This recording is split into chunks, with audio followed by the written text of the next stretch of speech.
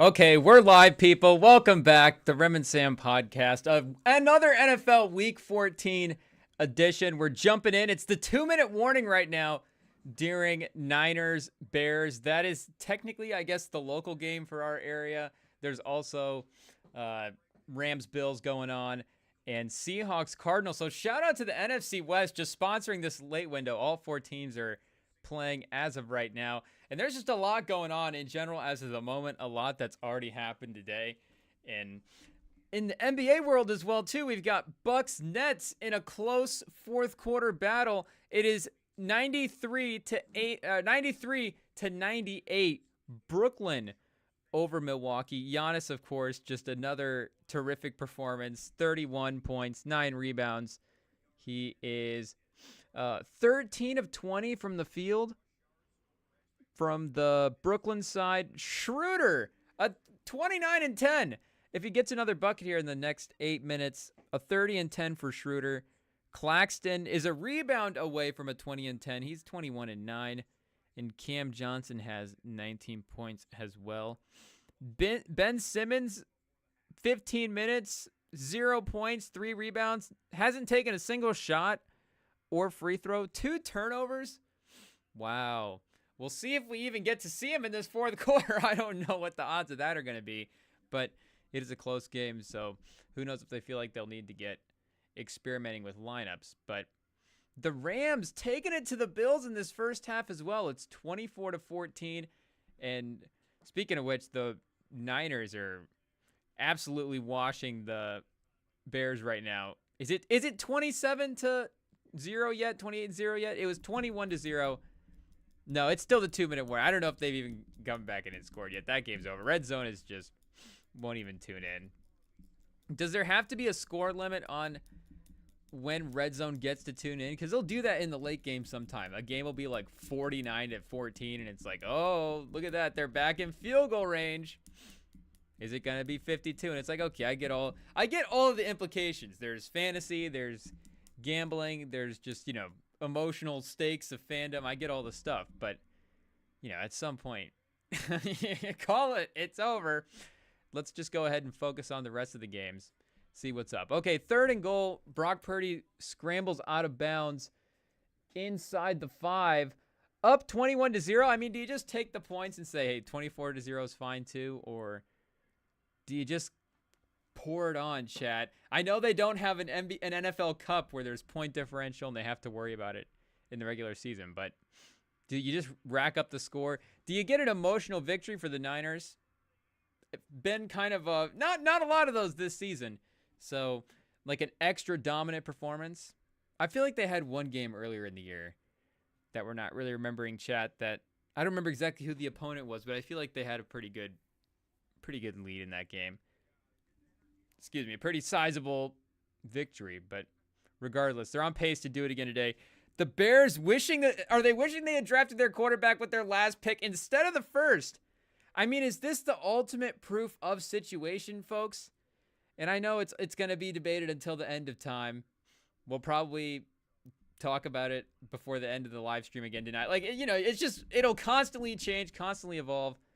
Opinions are constantly shifting, but I mean, if this isn't the prime example, chat, you've got the last pick and a guy that, I mean, we all know, of course, Brock Purdy, after watching him play, he is capable of doing anything you need, as an NFL quarterback. But, if you just look at it on paper, you go, this guy doesn't really have the physical attributes. Like what would his Madden sliders have been as a pro prospect as the last pick in the draft? He would have been, I mean, we can probably look that up and figure out what his overall actually would have been like when he first got introduced into the game. But I mean, what are we talking? Like a 60, a 59 overall?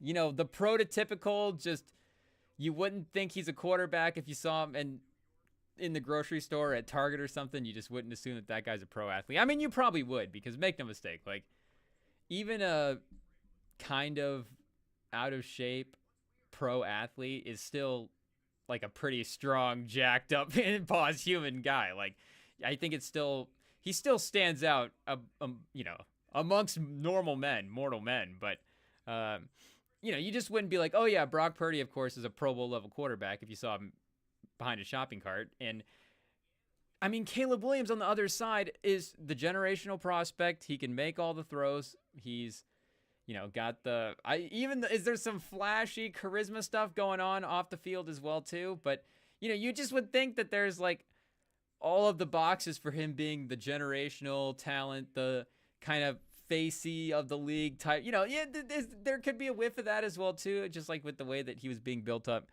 going into the league. And again, you get Shanahan, this quarterback guru, can turn anybody into a quarterback thing. And that is true too. Like, that has to even go to Brock Purdy's credit for how good he's developed into, because again, Shanahan has gotten all of these guys to produce, but obviously Brock Purdy's produced way better than all of them. But the consistency as well too, like, to continue this run. And that is also kind of the thing with development is, yes, some guys can be like system dependent, but you also get a young guy in here.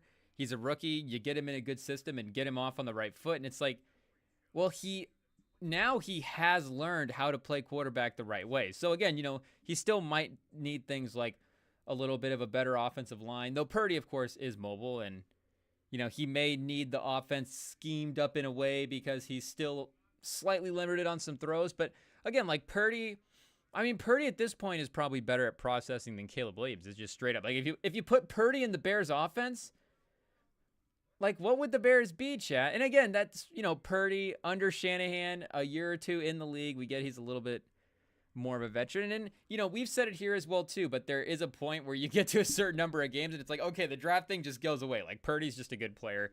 It is what it is. They did get him with, the last pick in the draft, but he's a Pro Bowl level quarterback and he's playing really well. So at the end of the day, redraft, I don't know if it's the redraft value that's more important. I guess that is kind of recalculated in a trade asset sort of thing, because you would have to trade.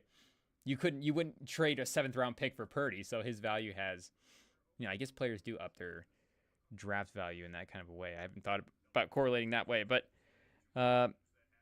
this is the prime example, chat. And again, it's a credit to Purdy that of the guys that, kind of the low-key guys, the backup-y guys that Shanahan has worked with over the course of his career. Like, it's a credit to Purdy that Purdy is the one that has emerged as the Pro Bowl to, even if it was like Garoppolo being like an above-average starter. And, of course, Purdy has, exceeded Garoppolo. And like we're saying, he's at times in that Pro Bowl level as well, too. Even tonight, like, he's absolutely, we're probably even underselling it a little bit. Like, Purdy is like playing at times like really, really brilliantly this year. And he is tonight, again, like playing super, super well. But, if you just put Caleb, and is Shanahan the extreme example? Like, if you put Caleb Williams in the Shanahan offense, like, of course he's going to be good. And he could be good in that different, like that one read type of way, like in that Nick Mullins, CJ Beathard type of way where, yeah, obviously Shanahan could get him to produce, but would the same sort of things click? So I guess that is the thing at the end of the day. Like, maybe Purdy wouldn't be as good right away on the Bears, but would we have seen something with Purdy if he was on a team like the Bears and he had gotten in the game for whatever reason? Not saying that Purdy is going up against Caleb Williams in the camp directly and, beats him out for the starting job at some point, or that like Caleb Williams goes to the bench and they put Purdy in. Like, not that scenario. Like, maybe they don't even have that type of quarterback on the roster, but they have Purdy. Purdy ends up getting the job. Like, would we see flashes from Purdy on a team? Because obviously he wouldn't be as good. Like, that's, of course, the Niners are just a straight up better team and a better system. Better system and just overall a better roster as well, too. One of the more stacked rosters in the league over the last couple of years. But I imagine there would be some flashes. And I think we have seen those flashes from Caleb Williams as well, too. Obviously, there's been moments, maybe not tonight, but moments throughout the season where Bears fans could be encouraged. And with what we're seeing from Bryce Young now, chat, anything is on the table for these guys turning around. And that we have probably been the last, like we said, it's not even an island at this point.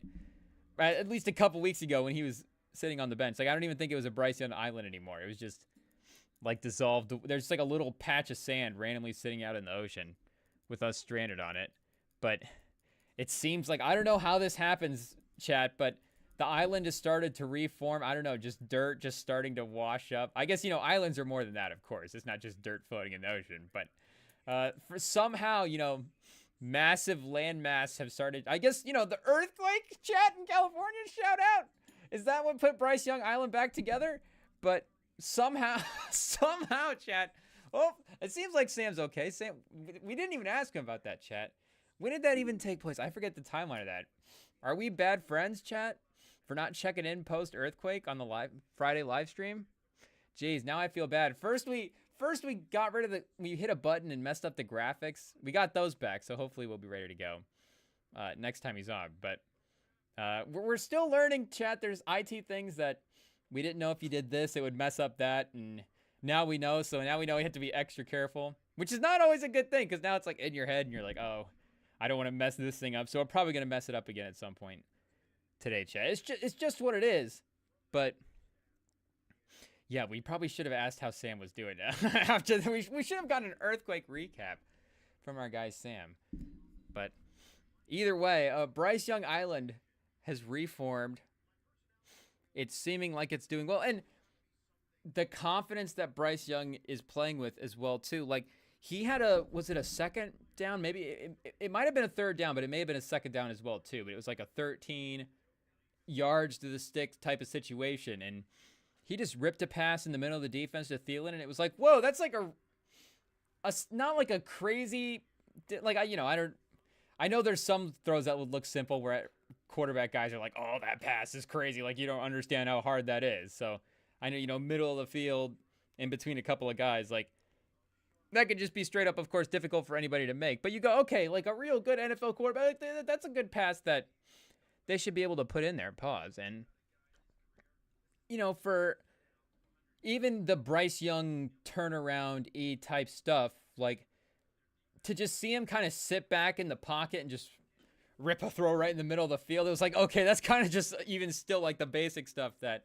is really good to see him getting the reads down. Because there is still a little bit of him not necessarily making those reads in the pocket. Like, even again today, like, he was scrambling around being dangerous. And again, credit to Bryce Young. Like, we're all in on the Bryce Young, sort of mini turnaround that he's kind of having here at the end of the season. But it is, again, a lot of that playmaking outside of the pocket, which is great. That was what he was doing at Alabama. So if that is somehow getting better and being translatable into the NFL at his size, and he's figuring it out, and we're not putting it past him, but by all means, if that continues to grow, then, if he really is just Russell Wilson 2.0, by all means, then, that's a great thing for Carolina. But if he continues to develop in the pocket as well, too, if he can just sit back and hit the open guy, you're going to feel more confident about, him as that long-term, like, actual franchise guy. Because like we've said in the past, like, it's not just, can Bryce Young hold the ship for Carolina and, like, get them to be average and, get them back in the mix. Like, obviously you'll take that if that's what happens, but you traded a bunch for him, and he is the number one pick. Like, even if you didn't trade up for him at the end of the day, you drafted him number one overall, you're going to expect that guy to turn the franchise around a little bit more than just, being kind of getting back to being a mid-team. So that kind of progression, I think, would be important for that as well, too, especially as defenses figure some stuff out, try to contain the pocket a little bit, maybe as you face some better pass rushes. But the offensive line in Carolina is holding up pretty well as well, too. The run game, of course, with Chua Hubbard clicking a little bit. Brooks is back when he's in there. That's looking pretty good. Milwaukee down 4 with 3 minutes left. Schroeder has, I think, was that 34 that we just saw? He's definitely over 30, but we weren't totally paying attention to the number. Middleton, though, returning from injury and hitting clutch threes, cutting this to 1. Who's bringing the ball up? Is that Cam Johnson? So we got a Cam Johnson, Jalen Wilson, Schroeder, Finney Smith, and Claxton. I mean, what you'd expect, especially Jalen Wilson playing well this year. Shout out. Almost played at Michigan. It was close, chat. And we've got Andre Jackson back in the closing lineup. Was he starting tonight? I think he might have started this game. for the Bucks as well, too. Portis for 3. Oh! Wait, did they review a 3 and say foot on the line? Because it was 107 to 108, but then it was 106 to 108. But Portis with the 3 either way puts him in the lead. Instead, it's up 1. Nets timeout with 2 minutes left. But if you have hope for Bryce Young, then I think Bears fans, you go, okay, maybe Caleb Williams can figure this stuff out a little bit.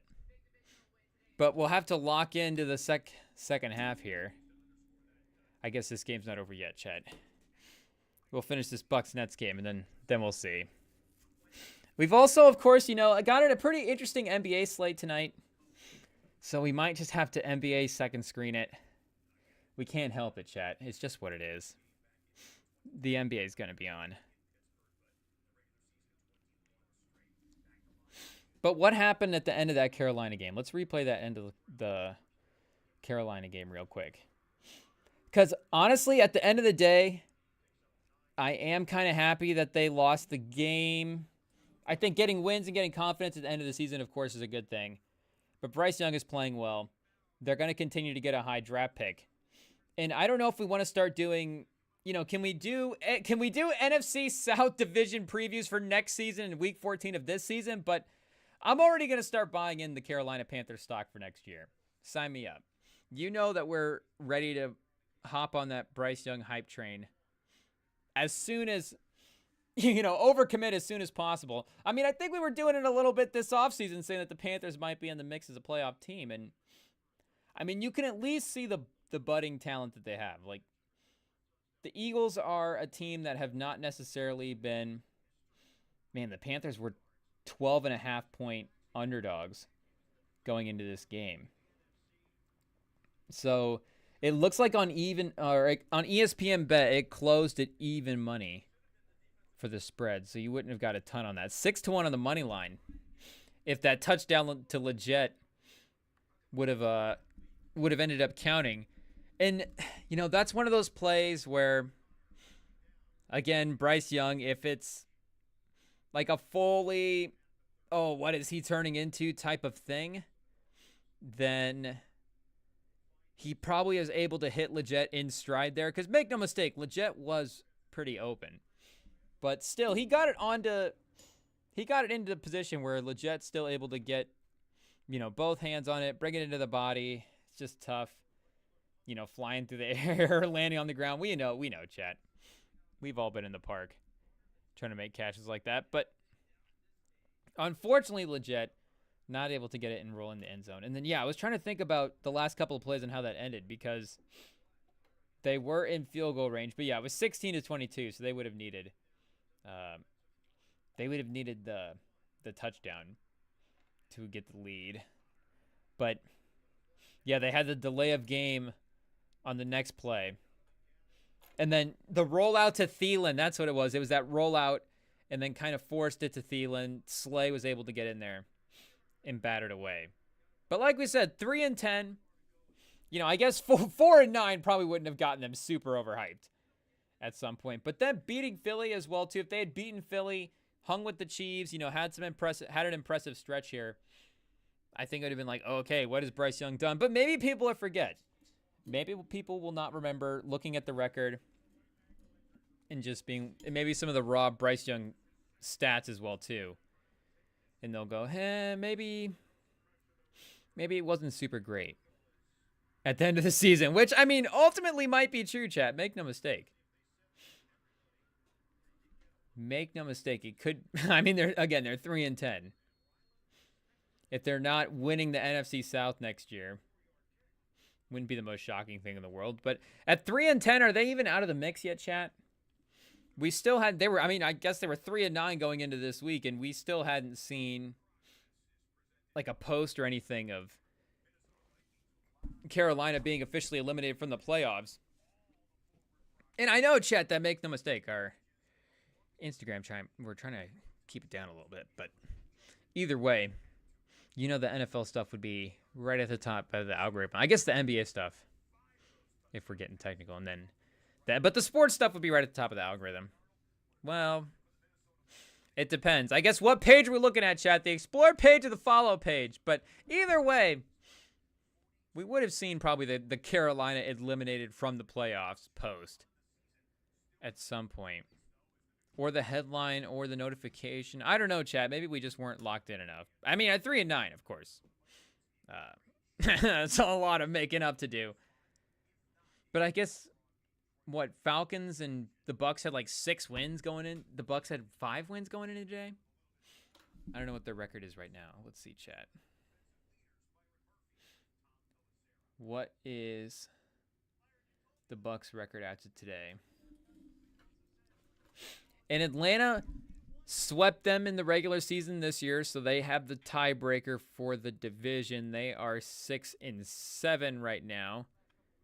Tampa is 7-6. So yeah, they're in front right now in the lead for the NFC South. So there's 4 games left after today. They're 4 games behind the Bucks as of right now, and I don't know what did they play already, chat? Did the Bucks beat the Panthers earlier in the season? So they're probably 4.5. The Bucks, the Panthers probably at 3-10 probably got eliminated today from the playoffs. RIP the Bryce Young playoff chances for this season. But I guess to hang in it till week 14, pause. Not bad. But shout out to Tampa Bay. Starting to look a little sneaky, chat, down the stretch. And like we were saying, we had Tampa fans in our lives over the Thanksgiving break and I guess over the Thanksgiving holiday. Not really a break. We're not in school anymore. But over the holiday, we had the Tampa Bay people, the Tampa Bay family in the area, in our lives. And they were pointing out that, Tampa, they've beaten Philly this year. I think the last time Philly has lost, right? Did Philly lose last week? No, they're fine. But the last time Detroit took the L as well, too, or at least earlier in the season anyways, was to Tampa Bay. So we know that they can play with the good teams. They had their rough patch, which looks like we can chalk it up to injuries as well, too. But they've started to find some guys, like McMillan he had a big fantasy day today with the 2 touchdowns on 4 receptions. But we know Bucky Irving has emerged as like a real piece for him, so that backfield is becoming kind of a big threat as well, too. And again, the Raiders today, not necessarily the toughest opponent at 2-11. I think they're probably looking more forward to Shedeur Sanders than trying to beat Tampa Bay today. And shout out to Aiden O'Connell as well, too. We didn't exactly see what happened. We were driving back home when the red zone cut to him getting injured, but we heard that carted off, aircast. Can never imagine that is a good situation. But I guess his time as the Raiders quarterback ends a little sooner than he would have liked. I don't know if Minshew was a threat to return at any point. Probably not. But make no mistake. Shout out to Aiden O'Connell. Regardless, you never want to see a guy go down like that. Pause. But you would expect the Bucks to win today, and they did let the Raiders get back into a little bit in the second quarter with some turnovers and stuff. It was like 10-14 at one point, but they were moving the ball all day. Baker was on fire. Baker had that interception on the screen, and Baker again. Just the good version of Jameis Winston, where he has all the chaotic plays, but he's also just making more of these game-winning plays at the end, and is turning the efficiency around enough at some point. But he's just like ripping 15, 20-yard passes down the field to start the game, and then drops back and Chase on? Gets the interception on the screen. But regardless, Baker, is he going to be an NFC Pro Bowler this year? Who are the Pro Bowlers in the NFC? I guess Darnold today probably put himself back in the mix. There is a decent little quarterback. Nice ranking now that's turning out. I know earlier in the season we were kind of like, oh, what does it look like? Who are the guys? We were not getting some consistent play. And like with Philly and stuff, make no mistake, A.J. Brown is still probably the reason why Jalen Hurts is playing better than he was earlier in the season. But still, He is playing better. And we still like Hurts either way. But Stafford's looking good today. I mean, the Rams could be 6-7. Incredible. Jaden Daniels, of course, is still performing. But with just the NFC North being so strong this year from a record standpoint, Goff, Love, and Darnold, I mean, is that your 1, 2, and 3? But again, Purdy has played so well. Murray has had moments. Kyler Murray. He had an interception earlier today, and it's 24-10 right now. As it's 2nd and 2. Charbonnet plowing ahead, gets the first down. But yeah, Darnold wins the day. 5 touchdowns today, almost 350 yards. Addison and Jefferson look like Tatum and Brown, basically. In fantasy, anyways, they both have like 30-plus points in fantasy right now. I think the number 1 and number 2 receivers. But it looks like Kittle now has passed them for yards in the first half alone. Kittle! I mean, he's due for one monstrous game at the end of the season. It always happens. I feel like fantasy owners really wish that blocks would be included in fantasy points for George Kittle. Running yards over expected. How does the tight end blocking contribute to that? Can we work in those fantasy points? But he has one big receiving performance every year. I think he's already at like 140 yards today. Caleb Williams, 27 yards. Oh, boy. Make no mistake, chat. Billy Buckets will not be happy today. This is not a good sign for Bears fans in the immediate future. But we had a chance, too, as well, to start Kirk Cousins in our fantasy team from that Falcons-Vikings game. We could have had Tua. I forget who else was our other options. Will Levis potentially as well, too, was on our waiver. We kind of butchered our fantasy lineup this week, chat. Make no mistake. It is what it is. But we secured our playoff spot last week with a win. Not necessarily our seeding, but at least our spot in the playoffs. And we didn't get hit with a brutal bye week stretch until today as well, too. So at least having that happen after getting locked into the playoffs is not so bad. But Zay Flowers is on bye. Who else do we have on bye, chat? Zay Flowers not even like the best player that we had on bye. Oh, Nico Collins is on bye. And kind of a weird day as well, too, for these like late and early windows. Because it's good to have the primetime games stacked with the good teams. It's the way it is this week. But also with the teams on bye as well, too. Like, it left kind of a desperate... not a lot of good teams to play here for the majority of the Sunday games. But you got the Lions and Packers on that Thursday game. The Chiefs and Chargers play tonight. You've got the Bengals don't have a good record, but they have a good offense. Joe Burrow's playing well this year. So at least from an entertainment value, they're fun to watch. They play Monday night.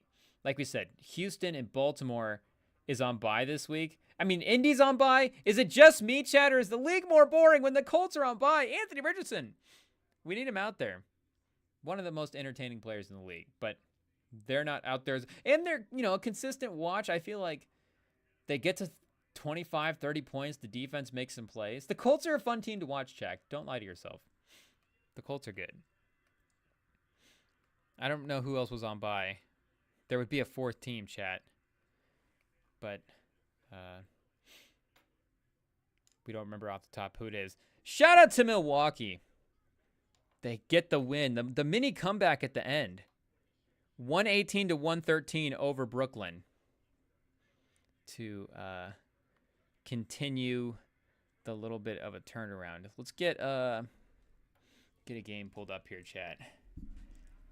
And they're starting to turn into should we go to the NFL or should we go to the NBA portion of the night as the majority of the NBA games start to open up too. But Bills, Rams, second half.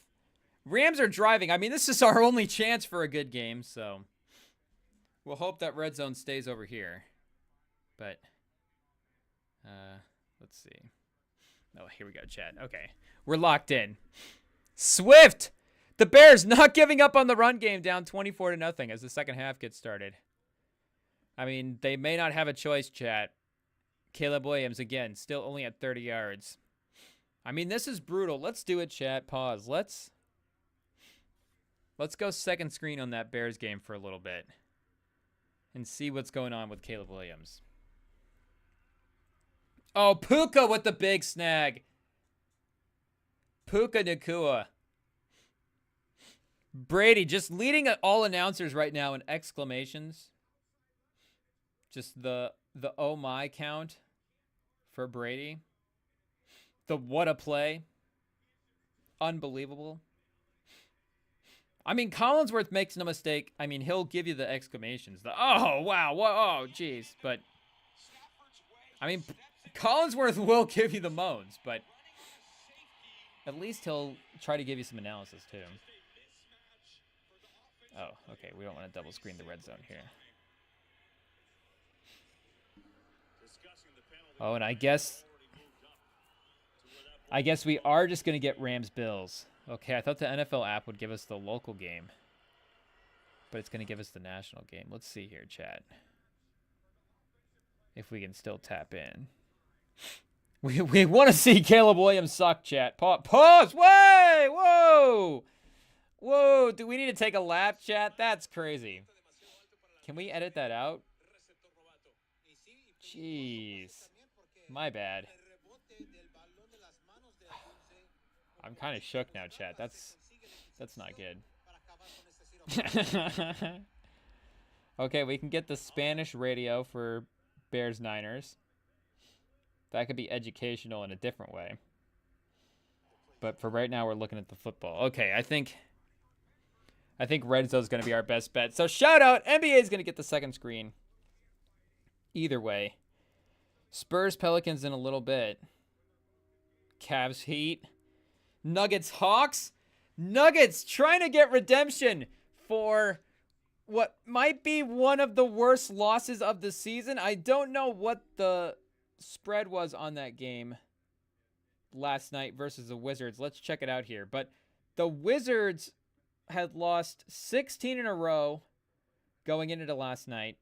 Okay, they were 11.5-point underdogs. So that is, I mean, that's quite a bit. Make no mistake. But that's still not, like, not insane for, it's not, I don't think, an upset of the season category, maybe. But, again, factoring in that the Nuggets had lost, or the Wizards, sorry, had lost 16 in a row. One of the worst stretches of the league. One of the worst stretches we've seen recently as well. And if you look at the box score and if you watch the game, I mean, Jokic had a career high in points, I believe. 56 points, 16 rebounds, 8 assists, 22 at 38 from the field, 3 of 5 from 3. And somehow they managed to lose by 9 points. And somehow Jokic put up 56 points and was still -1 on the box score. That's how you know the Nuggets were not playing well, is Jokic was negative ± in the box score. Shout out, chat. Shout out to the Wizards. Shout out to Poole for putting 40 on him. 23 point attempts. Yeah, not 23-pointer, but 23-pointers he attempted last night. Went 9 for 20 from 3. So I guess that's a decent percentage, but oh boy, chat. Oh boy. Okay, here we go. Chicago, an 11-play, 53-yard drive so far. Caleb Williams, 52 yards on the game. Oh, the screen to DJ Moore.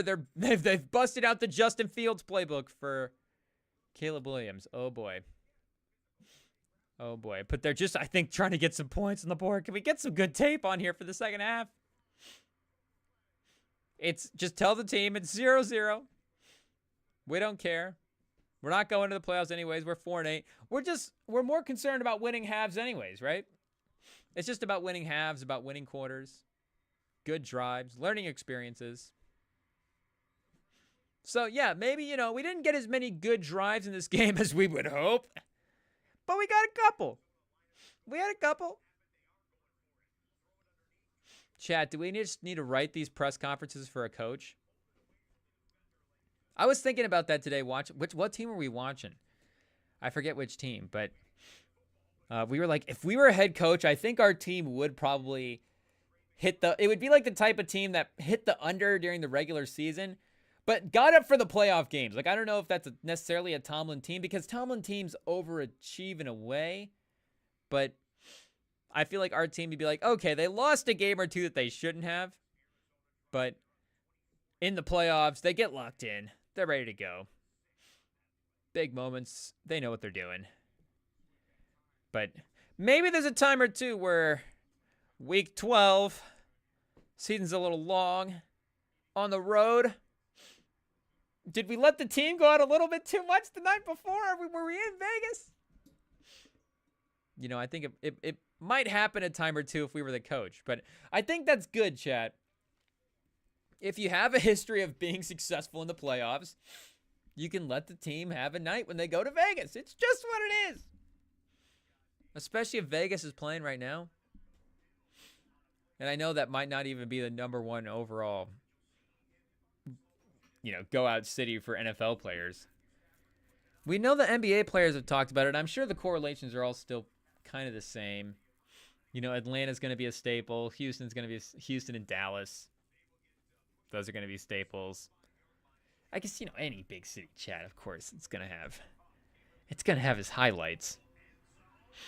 And I'm sure even like Charlotte, I'm sure even Jacksonville has its pockets. Like, Jacksonville might not be a city on paper that is great day to day, but if you're there, if you're not even if you're in the NFC or whatever, say you're in Atlanta, you only actually have to go down to Jacksonville like once every 4 years or so.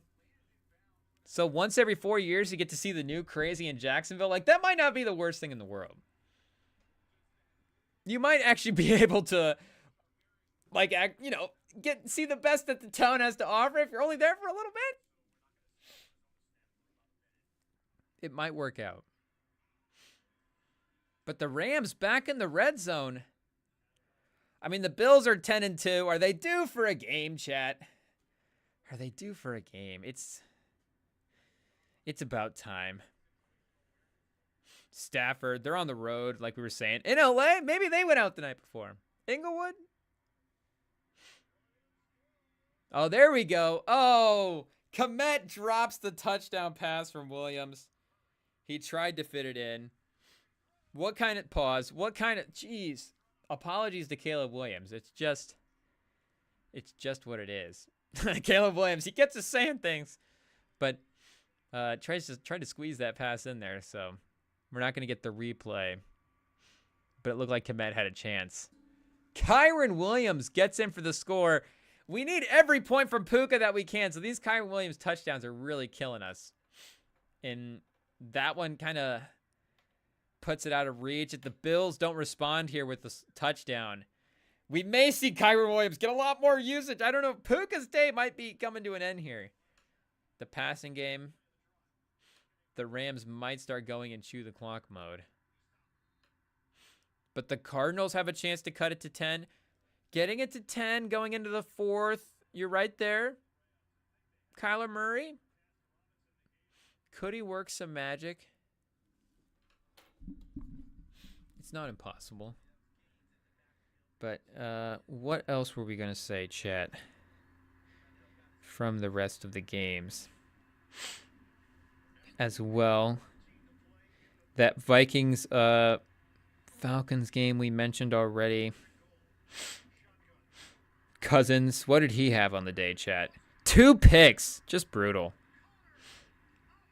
And Bijan, 92 yards, 22 carries. I mean, he's probably in the same position that he's been in the last couple of years, where teams are now playing up a little bit from the lack of the quarterback position, not necessarily giving him what you need, but he's been good. What was his longest run of the day, chat? 13 yards? What's been his longest run of the season? Can we look that up? I bet he's definitely had a couple of big plays. And the receiving as well, too. I bet he's had a 40, 50-yard screen in there at some point. Let's see.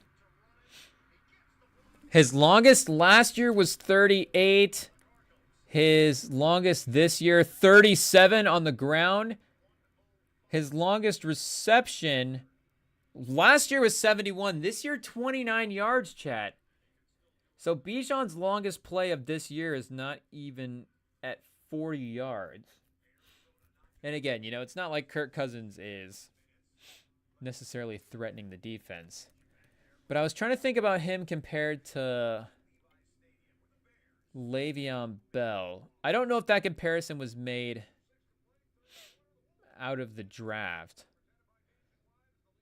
Le'Veon Bell, yeah, I mean, he was having explosive plays in those early Pittsburgh run. 43 his rookie year, a run of 81 in 2014, 42, 42, and then 27. Yeah, like this last Le'Veon Bell season, chat,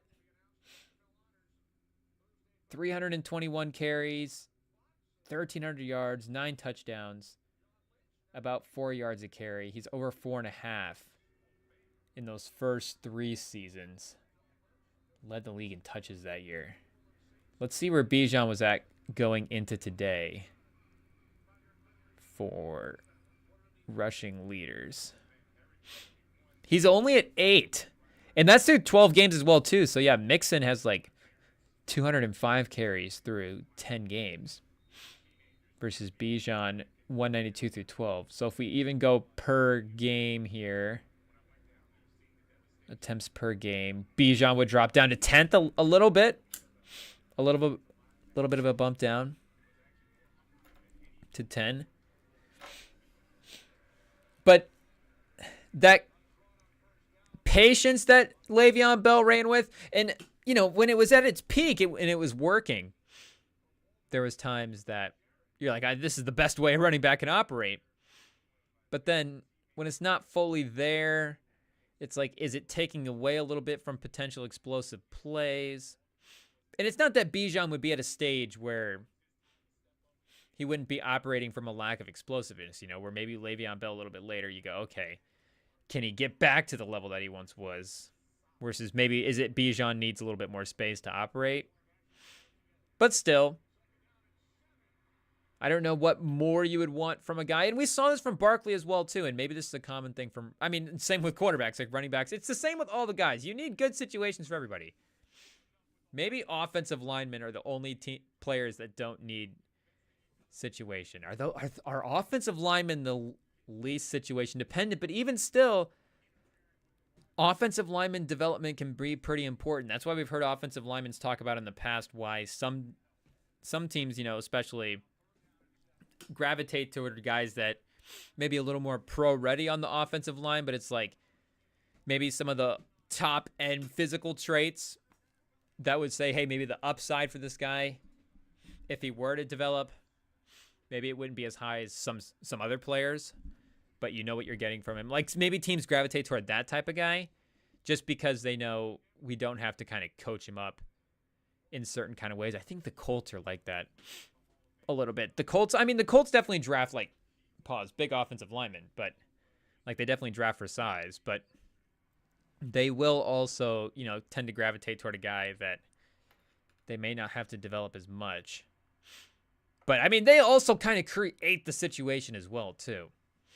Like if your offensive line is good, we know that's going to elevate so much for the rest of your team. Allen to Cooper down the sideline. So they could go, it could still be 21-31 here. They could cut it to 10 as well, too.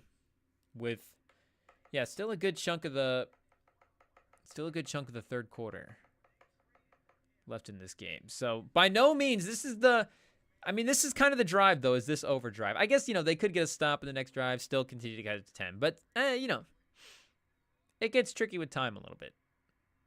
Down 3-4, down 4 scores or whatever when you only have a quarter to go. But, yeah, what were we saying before the offensive lineman chat? I forget. Who are we talking about? What player? What position? Pause. Was it defense? Running back, receiver, running back, Bijan. That's what it was. It was Bijan. Shout out Bijan, though. And if Penix gets back in there, and if Penix is like a guy for him, then problem solved. They did the right thing in the draft. And in the moment, we were like, hey, if the quarterback is there, you got to take the quarterback, especially, Kirk Cousins might not, like, even for this year, get you where you want to go. They're not winning the NFC South, but he's still going to get you probably more wins than it would take to get another guy. So to have a chance to snag Penix at 8 and kind of already, they make no mistake, they're not a complete team, but we see the defensive line has played better in moments. They've spent a lot of money in the secondaries, so they could afford a little bit to take a quarterback as well, too, from that standpoint. Oh, a costly face mask penalty on the offensive line for the Bills. Oh, geez, chat. We should get our second screen up here. Oh, the Heat jump out to the early lead over the Cavs. Okay, Mobley. He's not going for 40 tonight like he did against Charlotte, but maybe we're speaking too soon. But now they have our attention. What's the quote, Chad? Is that The Departed? I feel bad. How do we not remember the quote? Are we just going to have to watch The Departed tonight to try to remember? I guess so, chat. It is what it is. Even though there is this new... We just saw this newer, but like just dropped a week or two ago. Lindsay Lohan movie on Netflix? What, chat? Lindsay Lohan is back? In a Christmas movie? That has like an insane premise? It was... What we saw on IMDb was like 2 exes back in the same house for the holidays because the people that the exes themselves are dating are like siblings. So they both go over to the house for Christmas, and it's like, wait a second, you're dating the brother, I'm dating the sister, which I guess is a pretty good plot. But that's chaos, chat. That is chaos. Could you imagine? Would you leave? Would you be willing to take the L in that moment? I guess it depends on what kind of L you're willing to take, How close are you with that ex, chat? I guess, is that the plot of the movie? Are they going to start making eyes? Because that's what it feels like. If the description starts with the fact that it's emphasizing the exes to start, the exes are at the dinner together. Like Lindsay Lohan is going to be making eyes at this ex. And make no mistake, if you're the ex and you're at the same dinner, you're like, whoa, wait a second, Lindsay Lohan is back in my life.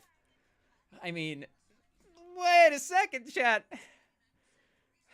That's why you can't be taking relationship advice. That's why we need to get Sam on here anyways. Because, oh geez, chat, you get Lindsay Lohan back in the life at a family dinner. It's like, what is happening? Decisions, chat. But, yeah, maybe it is the holiday season, so, we might have to throw that one on. Is it too soon? Like, make no mistake, I love watching all of the holiday movies at the holiday time, but I'm not, like, prioritizing. And, we're always, the NBA is going to be on, NFL is going to be on, no matter what, regardless, we're degenerates. College basketball. The other night it was like, do you throw on the movie at the end of the night? Do we throw on, whatever? Or is it the end of Kentucky-Gonzaga? And it's like, well, obviously it's going to be the end of this Kentucky-Gonzaga game. We're going to watch the rest of this. But Sunday, you get a little bit of an early finish. So I guess if we decide to, do we go nightcap on the second screen? Kill Tony's not out yet. But, I'm saying, I'm not going to start maybe prioritizing some of the B tier holiday movies. And that's for all the holidays as well, too. Like, Christmas is obviously maybe the biggest holiday movie season. Maybe that's up for the debate, chat. What is the biggest holiday movie season? Because Halloween is pretty big as well, too. And just in general, the horror genre is probably a little bit bigger than the Christmas movie genre. You're getting horror movies released throughout the year versus the holiday. And then to get like such limited releases every year, and then for a movie to actually be a holiday classic. Like, what is the last new Christmas movie classic that we've gotten, chat? Am I crazy for not knowing off the top? I mean, it's got to be Elf, right?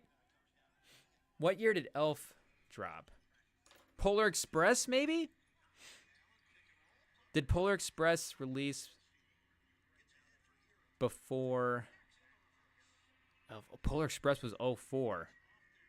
So I think Elf was 03. Whoa, okay. I thought maybe Elf was like 5, 6, maybe 2007. But yeah, 2003, chat. But so Polar Express released the year after at 04. What am I not thinking of? Do we need to pull up a list of most iconic Christmas movies? Let's see here, chat. I mean, yeah, of course, like we're saying, you're going to get your 40s, 50s, 60s. Top 50? What am I not thinking of?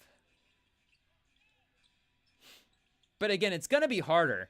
I mean, look at this. Top 55, Holiday Affair, 1949. I mean, this is not a movie that's been in our rotation for the holiday season. I mean, there's like a Miracle of 34th Street remake from the 90s. Is there another like animated film that we're not thinking of? I guess the Santa Claus chat. When did that come out? The Tim Allen Santa movies? But even still, that's 94. Bad Santa, 2003, Billy Bob Thornton and Bernie Mac. So maybe 20 years, chat, since the last Christmas classic has been released. Again, drop it in the chat. Is there an Elf remake in the works? Like, what's going on? Scrooged, 88. Oh yeah, I got to get the close up on Bill Murray. Shout out. What am I forgetting? Let's see here. Is it the bottom? Pause of the list. Number 6, Carol. What year is this? 2015. An excellent romance drama. Kate Blanchett. We probably should have watched this one already, chat, but we have not. Shout out Todd Hayes. Wait, where's the top 5? Okay, it's not going to give us the top 5, but I mean, I'm sure we could guess. Okay. Uh-oh, chat. Wi-Fi speeds exposed. Computer lock exposed. Do we just have to go... Do we go back to ESPN whenever we're ready? Call it there. Maybe we'll look up a list on the second screen. I guess, could the Bears get a stop and cut it to 10? Could we get all of these games to 10, chat? At least make it somewhat interesting. But anyways, the Halloween season, I mean, the variety is definitely more, because you could just go basically any horror movie, right? You're going to throw out there. But I mean, we just also got Hubie Halloween a couple years ago. So I mean, we're still getting classic Halloween movies dropping every year, essentially. I mean, the Halloween franchise itself is still continuing to drop. So I know for like some degenerate Halloween movie fans and some degenerate horror fans, some of those movies will probably stay in the rotation. But, you know, the classic one is going to be a go-to for most people. But anyways, like, I don't know if this is a hot take, but even still, like, the Santa Claus, like some of the B tier holiday movies, not to say that Santa Claus is a B tier, that's going to be A tier to some people, but, you know, like the unanimous, like Elf, obviously.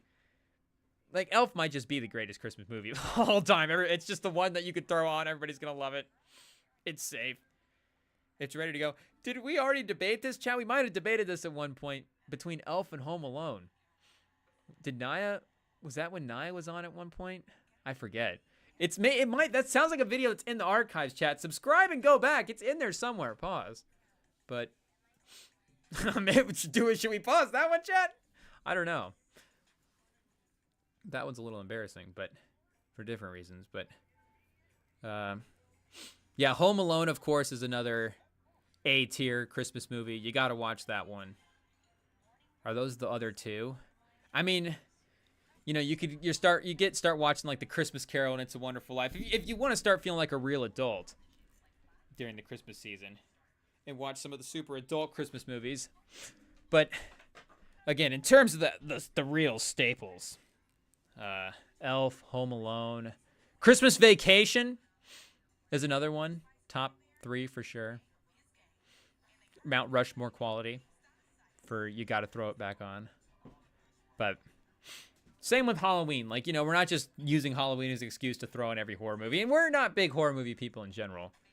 So we're limiting. It's, you know, going to be like Halloween and Scream and like we were saying, Hubie Halloween for our Halloween rotation. But let us know, chat, what is the best movie season?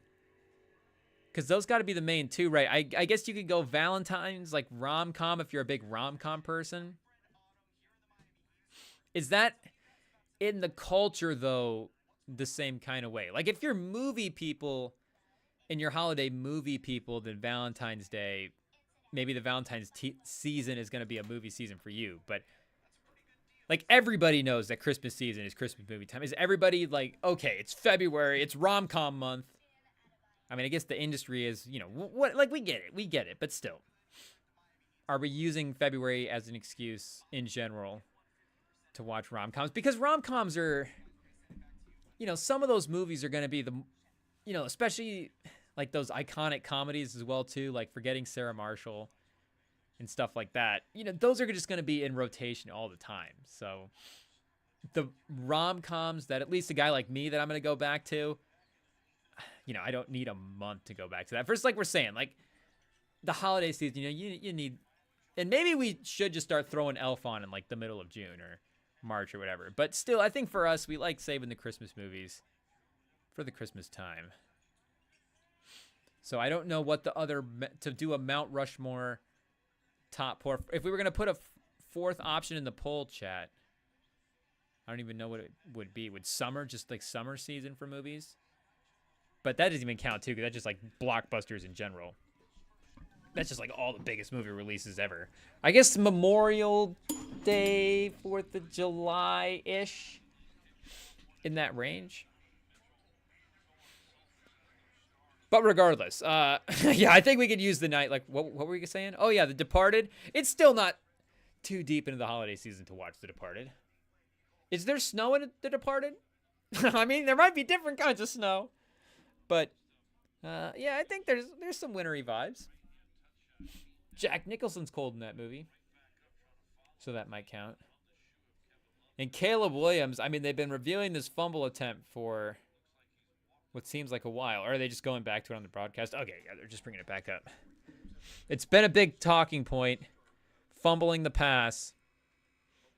In a, I guess, a Tuck Rule-y type scenario. I don't really know what they were reviewing there. It must have been that type of ordeal because we're running sound off right now. But Cleveland as well, too, jumping back in front of Miami.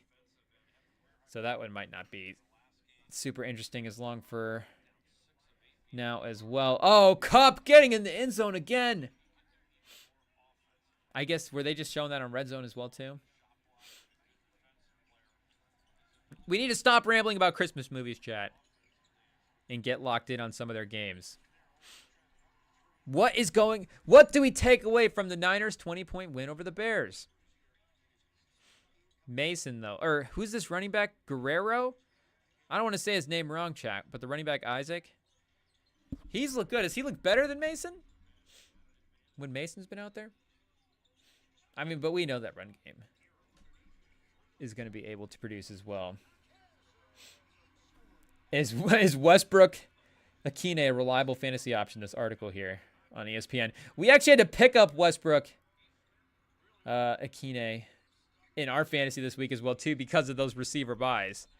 And I now know what some of these teams must feel like when they have to go to waiver wires due to injuries and all this stuff. Because, I mean, make no mistake, like going deep into the waiver wire is not like an uncommon thing in fantasy. But for us anyways, it's not always our go-to move. Like, in general, our fantasy strategy is try to draft a team that we think, like, we do try to prioritize health for the season as like a big fantasy thing for us. I don't know if we're starting giving away our strategy here, chat, but it's like, okay, I want to be able to draft this team and kind of have this team for throughout the year. So, like, I mean, McCaffrey would have been the perfect example, chat. If I had the number 1 pick, you know, I might have been a dumb move not to take McCaffrey. I mean, you know, hindsight, of course, we know now that it's unfortunate for the people that did. But, and it's like, you know, you get him for the playoff time at the end of the year, potentially, for those last couple of weeks when it matters, and it all ends up you end up winning the title, and it works out that you took him number 1. But it's like, would I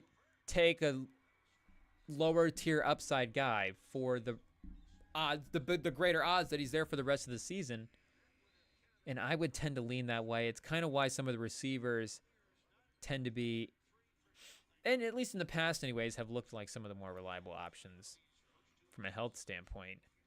But I don't want to have to try to, one, focus on working the waiver wire as well, too. But you just know the guys are going to get in the draft, or hopefully going to be better anyway. So it's like, you know, want to maximize the health and the ability to draft these better players when you have the chance to do it. But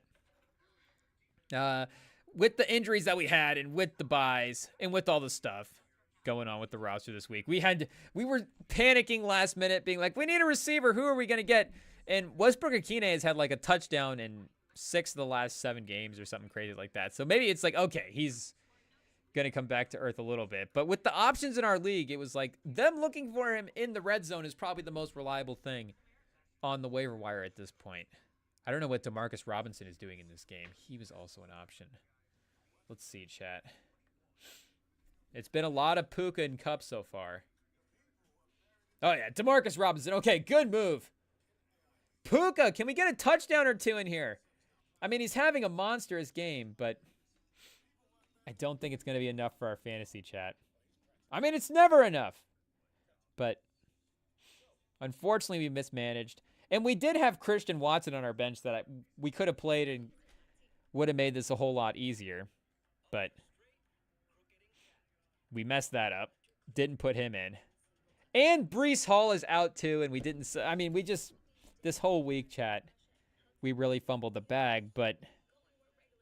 The projections are saying it might not... I don't want to speak too soon. Our opponent is having a good week. But, I mean, Puka is basically outscoring both of his receivers. He's coming in. Puka's clutching it out right now. Oh, and he has a touchdown on a run. He had a rushing touchdown that we missed earlier. Okay, Puka, let's go. Puka, let's get another one. A receiving touchdown. Can we get to 40? I need the cushion. But I'm down. What's the score right now, chat? Down 9. Still some players left to play. Is his lineup final after this slate? Wow. Oh, and the Niners drive right down the field and score again. Apologies to the Bears fan. Just, if there's anybody that we understand that don't want to be in the chat right now, the Bears fans can turn the stream off and go take a break and walk around. We get it. Go get some fresh air, Bears fans. You've earned it. I guess you can throw us in the AirPods, but still, I feel like you just need to hear the birds chirp. If it's nice weather where you're at. It's a beautiful day out right now, chat. So, you're lucky enough to be in a winter area and have a great day like we're having. Get some fresh air. Hear the sounds of nature. It's going to be okay. You're going to get hopefully a good coach. I mean, the coaching hire is the thing you have to worry about next. Focus more on, maybe this season we still want to have good moments, obviously, from our guys. But the coach and the long-term stuff that they set up in the offseason is going to be what is the most important stuff for Caleb Williams' long-term development. But I think I'm going to be down, let's just say down 10 points. I guess we'll get a good gauge here once this slate is actually over and his team's done. But right now I'm down 9, and I would have Chase Brown and Cameron Dicker both playing versus Ladd McConkey. Okay, there it is, chat. I was looking for the other guy he had left. Does he have another one? He would have his kicker, but McPherson is on IR. So, still in his lineup. That might be the even out from Breece Hall that I need, because make no mistake, Breece Hall might have put up 10 anyways.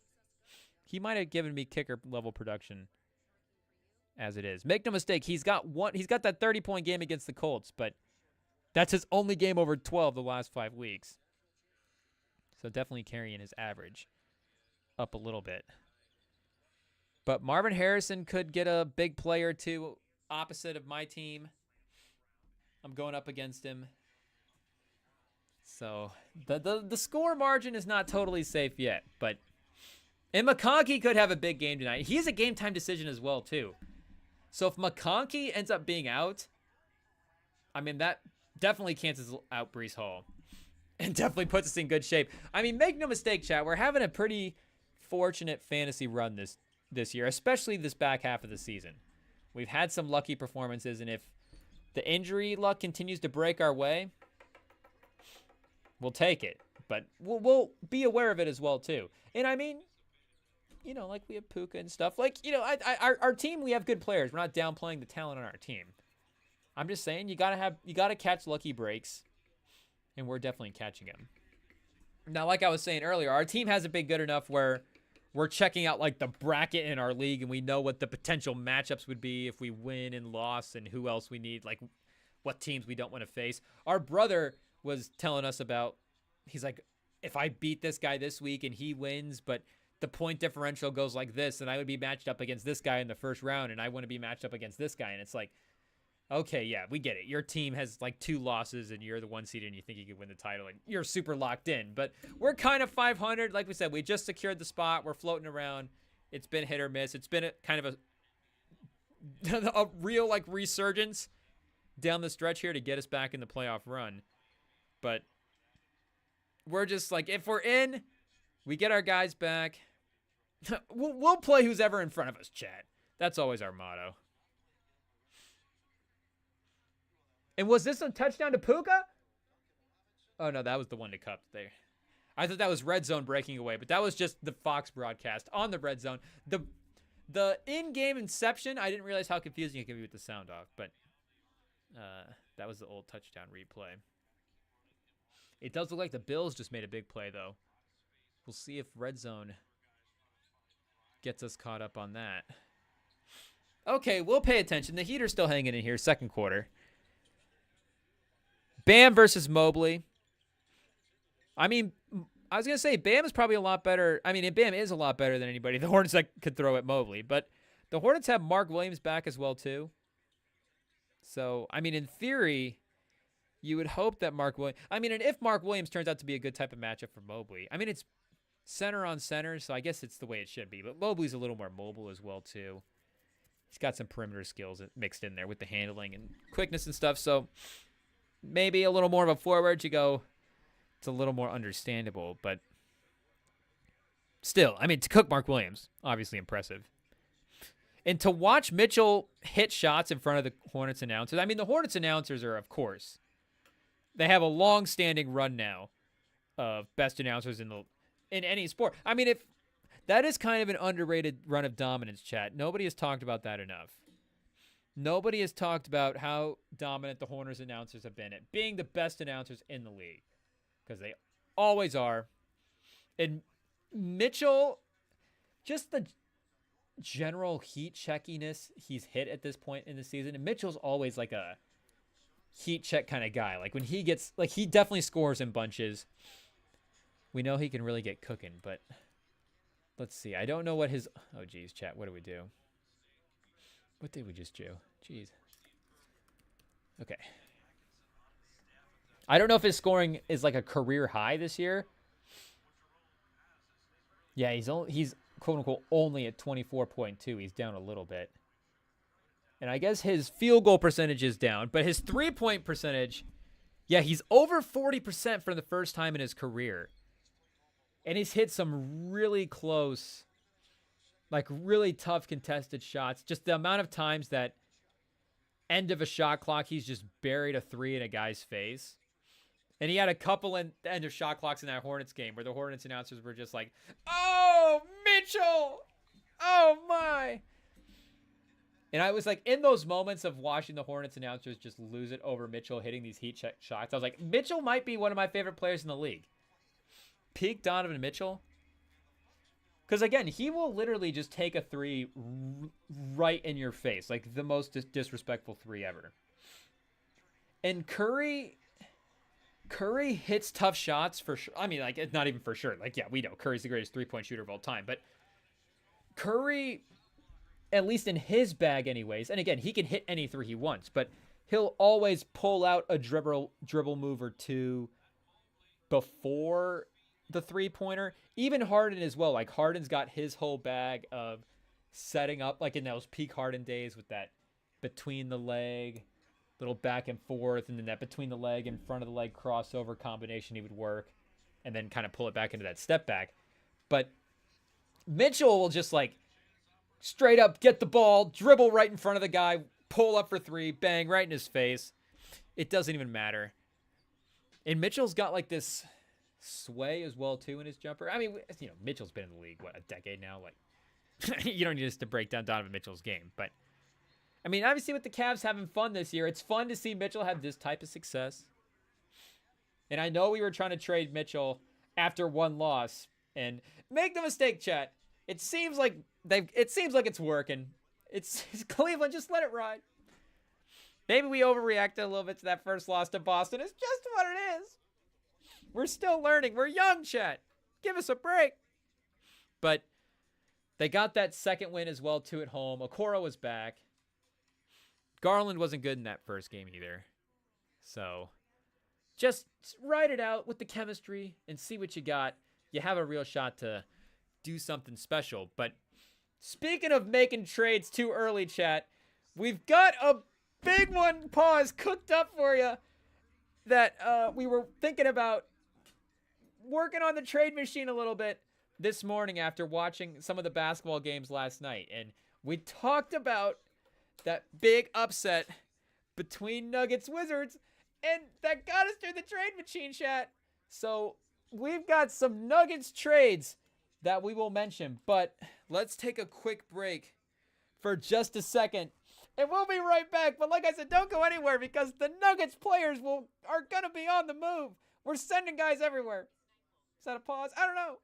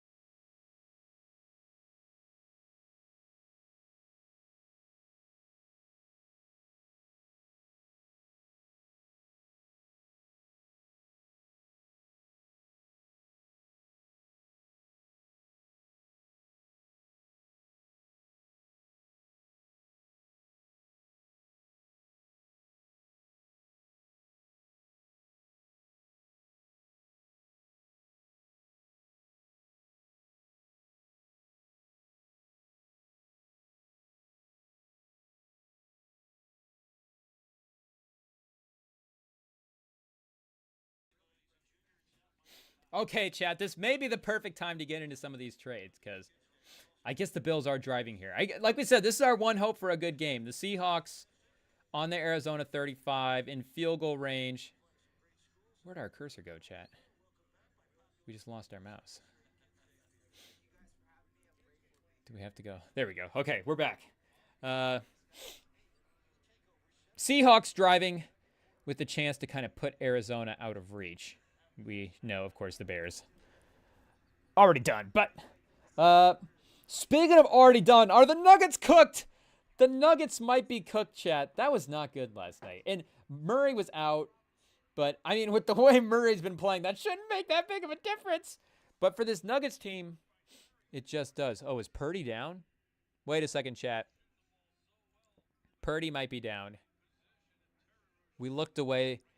The Niners players are getting chippy, so, you know, with the way quarterbacks are protected, when they go down hurt, it's usually not a clean play. Yeah, personal foul on the Bears defender. What do we get? Purdy scrambling. Wrapped up. An aggressive tackle. The Bears defender flying in and wrapping Purdy up by the face mask. Trying to RKO Purdy to the ground. The problem was Purdy being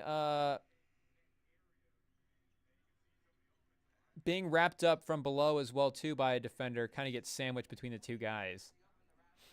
Yeah, you can't, like, fly in, sumo tackle the guy off a diving board situation if you're a linebacker for a quarterback. Oh, no, Puka on the sideline getting an air cast. I guess Puka's not like an air cast, but getting some kind of wrap around his ankle. I mean, the man's always hurt, but still, you want to see him at least free of ice packs and bandages. But let's see if we can actually just pull up some highlights from this Nuggets game real quick, chat, and see what was going on. Because I caught like the last 6 minutes or so of the game. Because again, make no mistake, we were all watching sports yesterday. We all had ESPN on. We were all tuned into the conference championship games. Texas, Georgia, giving us another Georgia overtime game. Georgia just playing more college football this year than anybody. Literally 8 overtimes last week versus Georgia Tech. Texas going to overtime.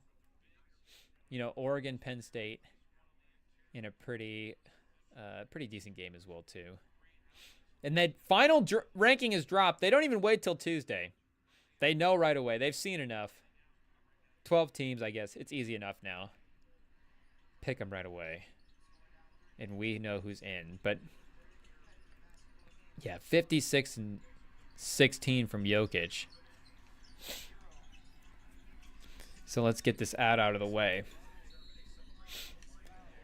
I mean, Christian Braun apparently couldn't contain Jordan Poole with his 39-point performance. Okay, here we go, chat. And Strother was the one guy that kind of produced for this team. I think ended up with 30-some minutes or so, chat. Oh, I mean, look at Watson in transition running early. Valanciunas. Did the Wizards go small and try to attack Jokic? Was it Valanciunas? What happened early in this game, chat? Let's see here. Westbrook, I think, with like 10 rebounds and 12 assists. What were his turnovers? Did he get the triple-double? I'm not even sure. But the Nuggets are still, I think, in that 8 seed. And we know that it's going to be an up-and-down season. So they're going to win some games as well, too. Murray will be back. That'll at least be another guy in the lineup. Murray. No disrespect to Jamal Murray. The percentages just haven't been there this year. It is what it is, brother. The shots need to go in. But, I mean, with Jokic, we'd assume they'd be a playoff team. But, again, I just emphasize how incredible it would be if just the fact that the Nuggets are even in the mix. Like, can an 8 seed guy win the MVP? Can you win the MVP for just getting in the play-in? This might be the first time the play-in games help decide who wins the league MVP. I mean, look at this, chat. And, I mean, it's Jokic, like, the amount of effort he's exerting, like, going end to end. Just the full-on Thanos do-it-himself mode he's in right now is kind of crazy. And it's, in some ways, fun to see Jokic turned up to this level, because the sad thing, not the sad thing about Jokic, but we know the one thing about Jokic is he can kind of turn up to whatever level he needs to be at. So, I mean, Windhorse called this, I think the other day on ESPN, the most statistically impressive season that we've ever seen. And, I mean, it's not far off if you're including the efficiency in there as well, too. And like we're saying, that box score, raw box score numbers are insane. I mean, it is a little like, okay, do we need to start bringing Wilt back? Is Wilt starting to get a little underrated now with some of the box scores? Like, is it time to bring him back into the conversation? And just go, okay, maybe 50 points a game actually is super impressive, regardless of the era that it was in. But, yeah, I mean, Jokic is, at least for this century anyways, you know, last 50 years, post-Wilt Chamberlain, the most impressive box scores that we've seen. The most impressive stuff. But, again, it's him being forced to actually go to this level. And there's a play, I don't know what kind of highlights, you know, those end up showing. Oh, ads. Do we need to get an ad blocker, chat? Oh, jeez. We don't want to start talking about ad blockers and not giving light to the kids. Shout out. Okay, we'll set the ad blockers to only allow St. Jude's ads through, because, you know, we want to support the kids. But if a big corporation tries to slide into one of these ads next, we'll not be happy. But maybe the fact that we're speaking about the fact that we want St. Jude's ads, it'll give us more St. Jude's, more charities. It's listening, chat? Who knows? But, I mean, he was going end to end with, like, getting, like, a block, tipping it back to himself, in transition, dribbling the ball up the court, like whatever version of full speed is for Jokic, like him going up the court. I mean, look at him turning to go up the court on that last inbound, like a point guard. Like that little skip. Like, yeah, look, he's just like, this is all Jokic, chat. I mean, he's literally doing everything. And it's still enough to get this team to have a home court game in the play-in. That alone is impressive. I mean, has there been another highlight, chat, from another Nugget? It was that Peyton Watson. It was literally that Peyton Watson dunk earlier on. And I don't recall anything else. I mean, he's just single-handedly cooking this team. I mean, this will be an insane thing for people to dig back up and look back at. Is the Jokic highlights. Jokic just absolutely working the Wizards this night. People are going to be like, how'd they lose this game? Just turns, buries a three. I stand by that take I had, chat. Jokic can hit any shot Steph Curry can hit. Jokic, better offensive player than Steph? Maybe. Better legacy than Steph? Of course not. You got to have Steph higher on the all-time rankings. And probably fantasy draft Steph before Jokic as well, too. Because there is a little positional value with Steph at the point guard. Not that that's necessarily a shallow position throughout history, but the shooting amongst the all-time greats, you know, like the actual great point guards, a lot of them are going to be from back in the day. And then you get Steph as like this great, and even Steph is not as point guard-y as some of them, but still, you know what we're saying. Maybe that's why Isaiah's underrated. Isaiah is underrated because I feel like you could just put him in right away and he would be a 40% three-point shooter. But, you know, like we saw Jason Kidd with a three-point. And Jason Kidd did develop as well, too. So if he really tapped in his prime, he probably would have figured it out. But, I mean, Jokic has to have, like, I mean, they're at 71. He has to have half of their points. I mean, 56 of 113, that is half, basically, chat. Is that 112? Am I dumb? Here we go. See, like, these big gambling, chat. See, we don't want you to see this. RIP DRF Sportsbook. Go click BETSTAMP in the chat. BETSTAMP, chat. See, BETSTAMP is not a competitor of Bet365. BETSTAMP actually will have the odds of Bet365 on it, but compare it amongst the other sports books. So like this Wizards line, like we were saying, the Wizards were 11.5-point underdogs going into the game.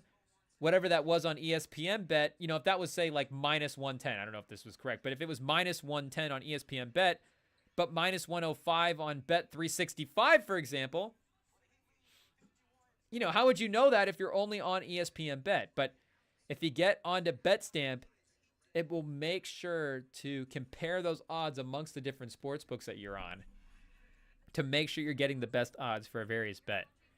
Because that's going to be, I mean, make no mistake, the big casino, they're out to get you, chat. Sportsbook, fan, all these people, chat, they're out to get your money. So any win you'll take is a precious win. And in those wins, you want to make sure you're maximizing your dollar. You want to make sure you're winning as much money as possible. You want to make sure you're getting the best odds. That's where BetStamp comes in, chat. You got to click on the BetStamp link. It's clutch.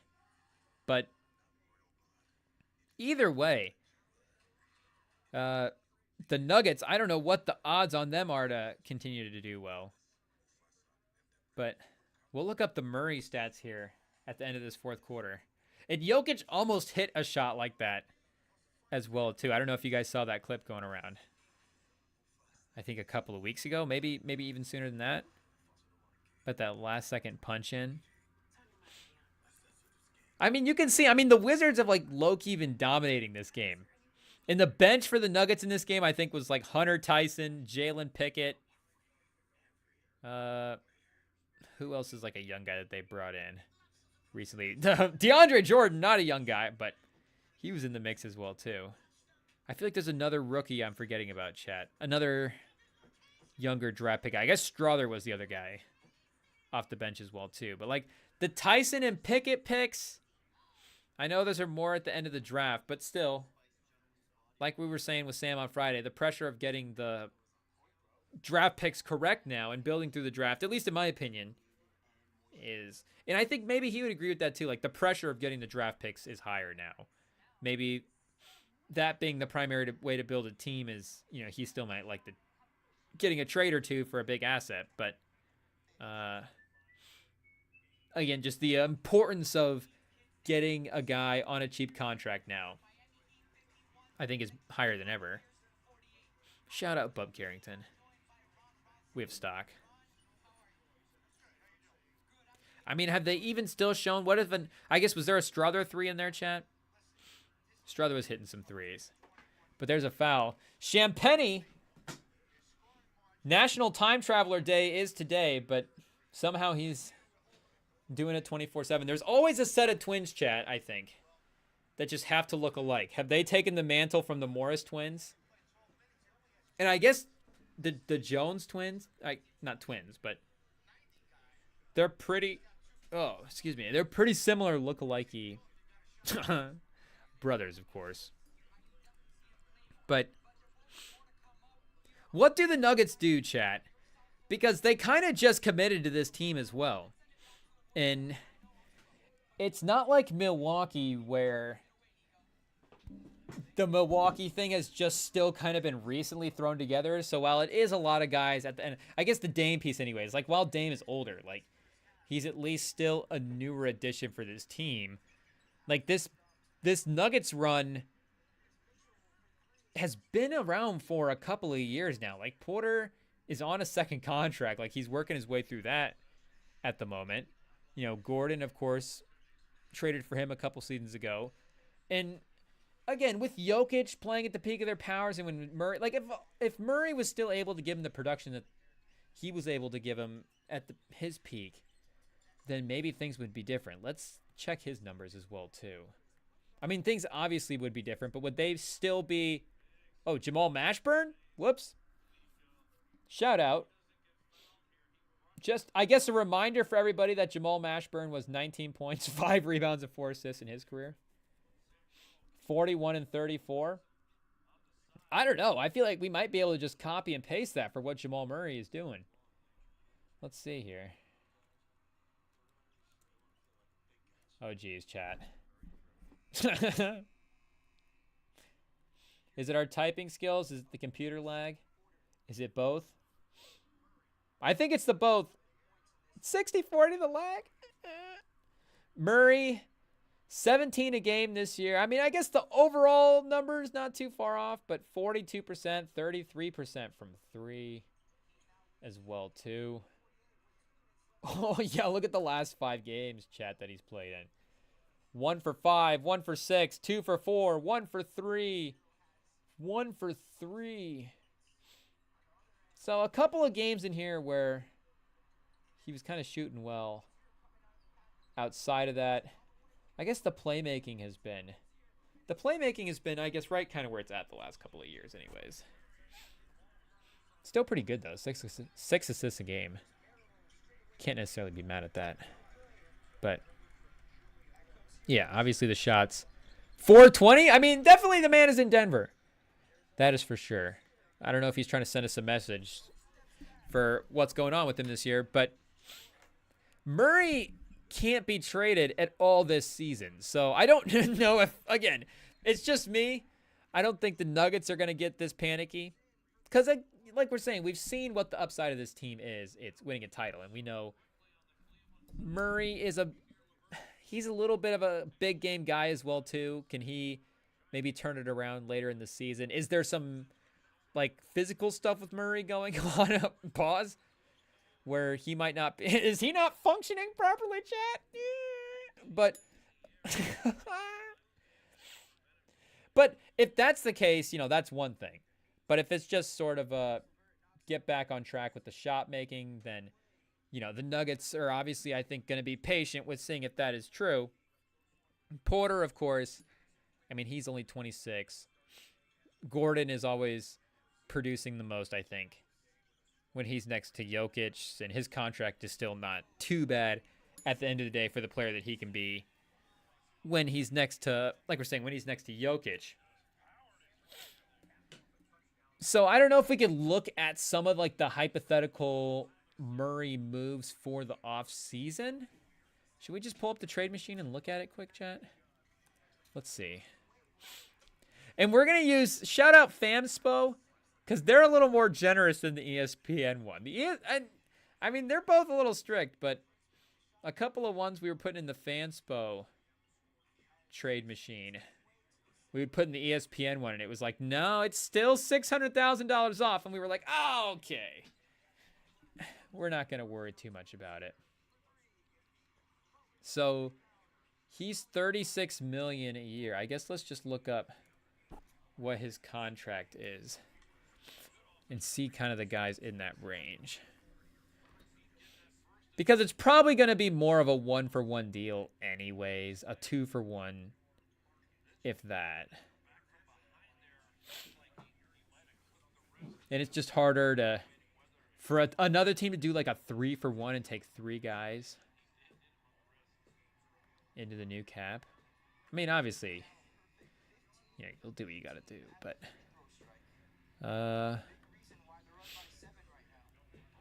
let's see. Where is Murray slide into the mix here? Did I pass him up, chat? Okay, yeah. So he's right now on this 5-year, $158 for $31.6 million a year. But I think he's also got an extension he just signed as well, which is that part of the reason that this play is down. Okay, yeah, the new average salary puts him at $51 million. So that's a part. I guess is that the motivation to the rule, chat? Oh, wait, timeout. Jimmy Butler with the buzzer beater halftime 3. Oh, I think they were going to say it's no good. Oh, well, Miami's livid right now. We'll see if we can get a replay. And Josh Allen has cut this to 3-point as well for the Bills. The Rams have the ball, but it is third down. Stafford is 20 for 27 today. 280 yards and a touchdown. Yeah, he's playing well. He looks good.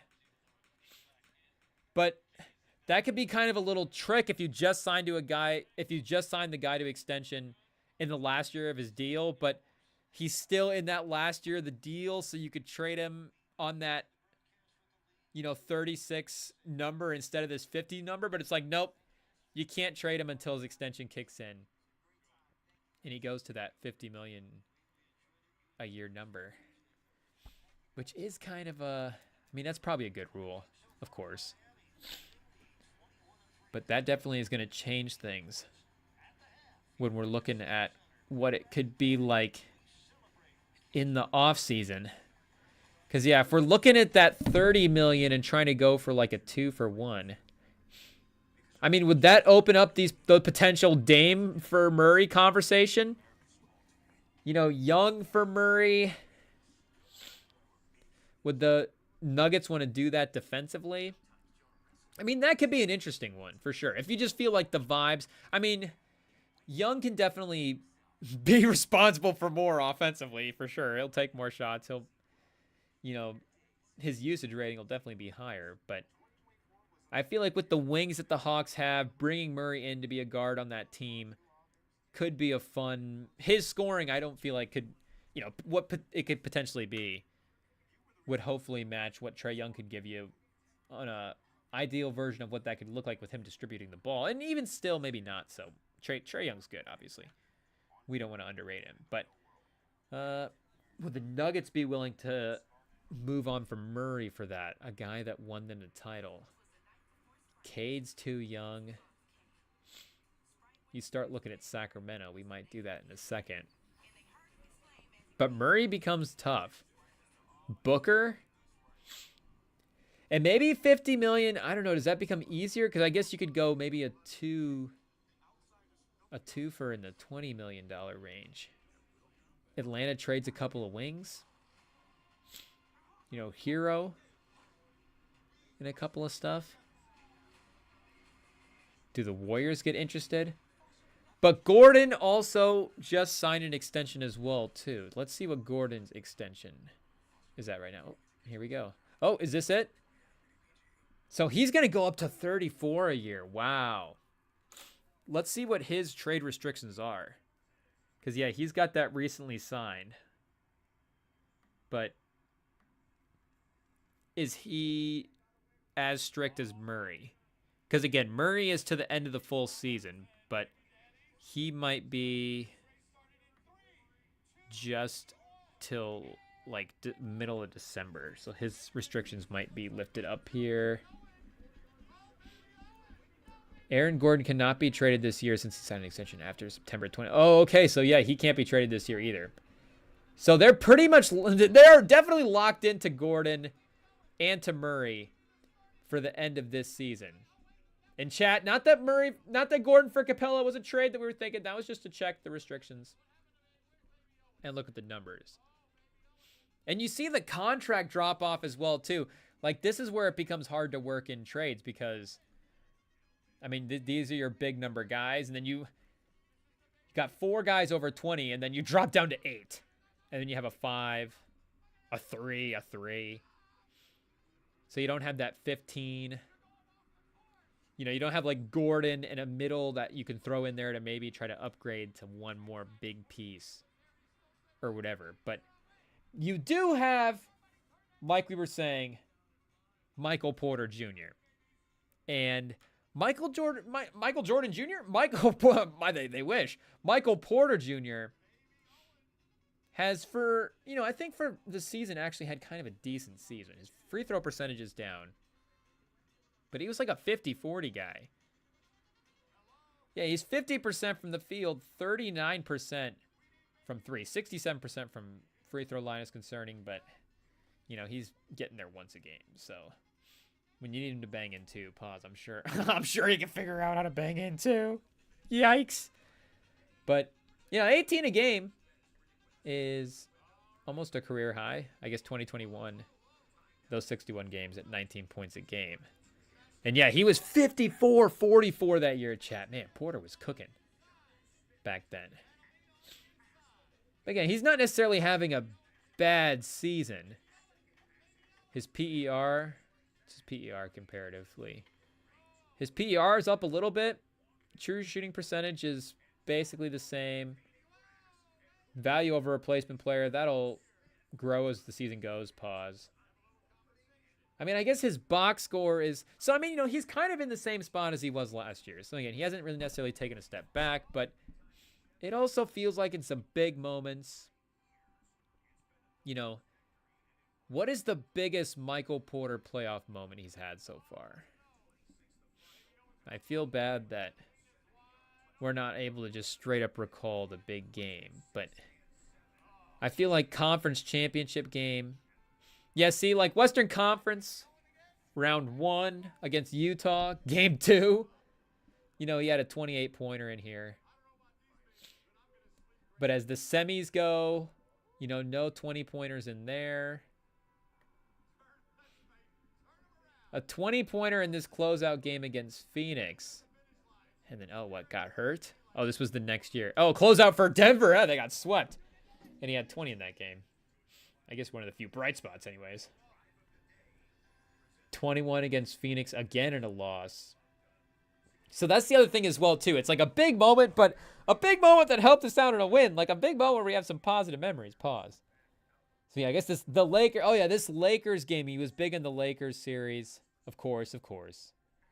As you would expect. But this is why, chat, because that Minnesota series was brutal. I guess there's a couple of games in there with 20, but 37% from the field, 32 from 3, 10 points a game, 2 turnovers to 1 assist.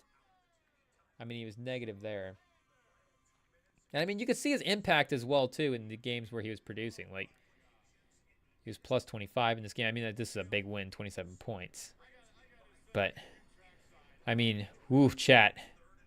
5 games in this series with less than single-digit points. So this Lakers series in round 1 is probably his best playoff series ever. And I feel like I remember maybe we said that in the moment as well, too. Did we just get deja vu? But yeah, 55-48% splits. Almost 23 a game. But again, that's a round 1 series. And that's a big round 1 series as well, too. The Lakers, of course, are a tough opponent. You got to give them credit. I mean, look at these games. 2 points, 7 points, 2 points. But, yeah, even in the finals against Miami, 29% from the field. 32%, almost 33% from the field, 14% from 3. So you can have the raw box scores and, again, even the big performances, but you still also have to have those moments. I feel like that's why Bruce Brown was such a painful loss for the Nuggets because, I mean, Bruce Brown was kind of getting those minutes over Porter at the end of the finals a little bit. Oh, geez, chat. We were loading so well. Okay, here we go. And make no mistake, like right now, Porter, probably a better player than Bruce Brown, but just the emotional stakes of where they were at with Bruce Brown. I had the last playoff series he's been in, of course, was that finals. But he had that 21-point performance in game 4 in that 13-point win. And remember, Porter was 10 points a game in that series. So Bruce Brown's 11. So again, it's not crazy better points, but 45% from the field, 37%-ish from 3. I guess still 1 assist, almost 2 turnovers as well too. But again, at least had a moment. A big game off the bench here as well. And man, he was a 0 plus minus in that game as well too. So maybe the Bruce Brown performance in that game overrated, but still, we know his stock was at an all-time high after that game. His nickname is Biggie Smalls? What? Whoa! Wait a second. Basketball reference. What are we doing here? Why is Biggie Smalls even in the mix? I thought it was just going to let us log in if we clicked it. It's done that before. We won't give out the password live, chat. But is this something to do with the Lana Rhodes situation? Like, what is going on? Biggie Smalls is Biggie Smalls. And that's it. That's crazy. Are these games officially over, chat? The Bills are down 9 with 1:45 left. So I guess they're over on red zone. Are they going to make us go to the national coverage? Can we switch over quick? Will it only let us watch on mobile? NFL Plus. It can get tricky sometimes, chat. I still don't know all the rules and what you pay for. It's like you can watch it on this device, but not that. Yeah. We might have to go to mobile for the last couple minutes. Oh, well, down 9. We might have to worry about it. But still, like, what is the emotional attachment to Porter for the Nuggets fans? And we're not saying that in a bad way. We're just saying that in, if you're looking at what do you need to possibly do for the team, then, you know, who is the moves to make? What are the potential options? You know, you really need to start asking some tough questions. And figure out. Oh, geez. We just got a message here, chat, that I wasn't looking at from a couple minutes ago. It might be important. Do we open it now? We might have to save it till afterwards. Oh, geez. The anticipation, chat. What did we miss? Hopefully you're not in the chat. We're not ignoring you. We just didn't see it. We'll look at it in a second. But...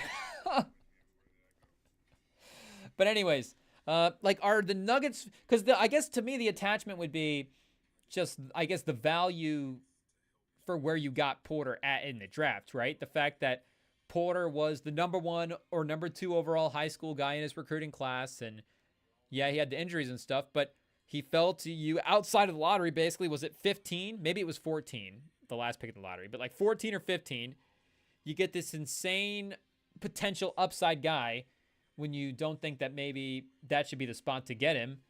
And he has actually turned into like a real productive NBA player, more so than just beyond, you know, like just that, a productive, like more so than just beyond a productive NBA player. Like, he's a guy that has still continued to show the potential of, oh, what kind of scorer is in there? Like, the shot making for him, we know when he's on what he can get to. So is it just making sure that they maximize, like, hey, we drafted him in this spot and he still has kind of lived up to some of the stuff that he's, and I don't even know like how much of the stuff it built up to at one point. But again, from even like not knowing what you would get from the back injury standpoint to him getting a $30 million plus year contract and getting that second deal is 100% a win. And I mean, him helping you win a title as well too. I mean, you definitely wouldn't go back and not draft him in that spot. I don't think there was anybody. Was Brunson maybe later in that draft? Like, I don't know, like, what's the big redraft that you would do in that spot? Like, but Porter wouldn't be there, I think, in the redraft. Top 15. Like, he might still be a top 10 player in that draft. Or it would be pretty close. But Miami up 8 over Cleveland in halftime. Is Miami going to start taking the season seriously? But is Porter on trade watch now, people, is basically what we're getting at. So we were poking around on the trade machine. We'll just cut to the chase and see what we've got cooked up for Porter right now. I mean, make no mistake, people. Like we said, the trade machine is tough, and the moves are in there. It's just they're not obvious. You got to poke around, and there are moves to be made. Like, you can definitely just throw guys together and come up with a trade. But again, making a move that makes sense as well too, where you're like, actually, would the teams do this? Does this make sense for an upgrade in either direction? Are these teams ready to part with these guys? Like, whatever, like that aligned with the contracts, just with the overall, like, it's just a lot of weird stuff lining up right now to make trades super difficult to pull off. But this is what we were thinking as of right now for Porter. Make no mistake, we'll get back in the mix. I mean, player performance as well too will affect the perception of what you think of certain trades and what trades are potentially on the table as well. But let me see here.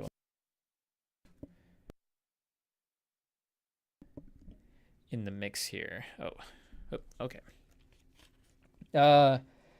So we were thinking, I guess the first one that came to mind was Porter to the Pacers for Siakam. And I guess it would have to be Porter in Zeke Naji as well, too, to make the contracts work. But, Siakam is like a former All-NBA guy. So that's just to make the contracts like the Nuggets don't have like a ton of picks to start, giving up if that's what's going to take to get Siakam. But I think you could potentially get Siakam pickless as well, too, which is an important thing. Like, could you not give up a ton of future assets, like current roster? It has to be like basically contracts for contracts. Could you get a guy like Siakam just for contracts? How many former All-NBA guys, but also guys that could still be All-Stars as well, potentially, in that contract for contract type swap? And I think Siakam, I mean, again, anybody next to Jokic is going to be awesome. But Siakam? Is there a nickname that we just stumbled on there, chat? I don't know. We'll workshop it. But, I mean, Siakam next to Jokic could be pretty fun because you still get that wing size next to, just in that lineup in general that you would miss from Porter. And yet, maybe Siakam is not the shooter and the floor spacer that Porter is, but I don't know. Is spacing overrated with Jokic, chat? I mean, we just saw him working with this lineup of like Westbrook and Pickett and DeAndre Jordan, Hunter Tyson, like Christian Braun. Like, there's no shooters out there anyway. So yeah, Porter's like the one that they have. But, Siakam as like a additional scorer, shot maker, I think could be really valuable for them. And Zeke Naji, I mean, losing any depth for this team, you're not thrilled about. But I think that could be pretty fair for what you're getting in Siakam. Again, not necessarily even having to dip into future assets as well. I guess the thing for the Pacers would be, is there a fit thing there that you would feel to move on, that move would be smart? Because again, maybe you could get a pick or two to help build this team in the future in a potential Siakam trade if that's what they wanted to do.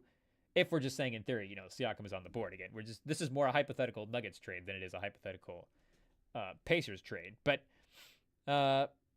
if they were trying to move on from him, they could get future assets. But Porter as a wing, and again, as a floor spacer that I think could play with a running team like this, and a guy that doesn't play defense, I mean, I think he can fit right in, chat. He would make perfect sense next to these Pacers guys. Zeke Naji, I mean, would there be like a third team in there that you're trading Naji away and the Pacers get like a asset or two and the Nuggets get a pick and maybe there's a second round pick that they give out or something? I don't even know what they have left, chat. But Siakam on the Pacers, I think, is a fun one. And him is like almost a better shot creating version of Aaron Gordon.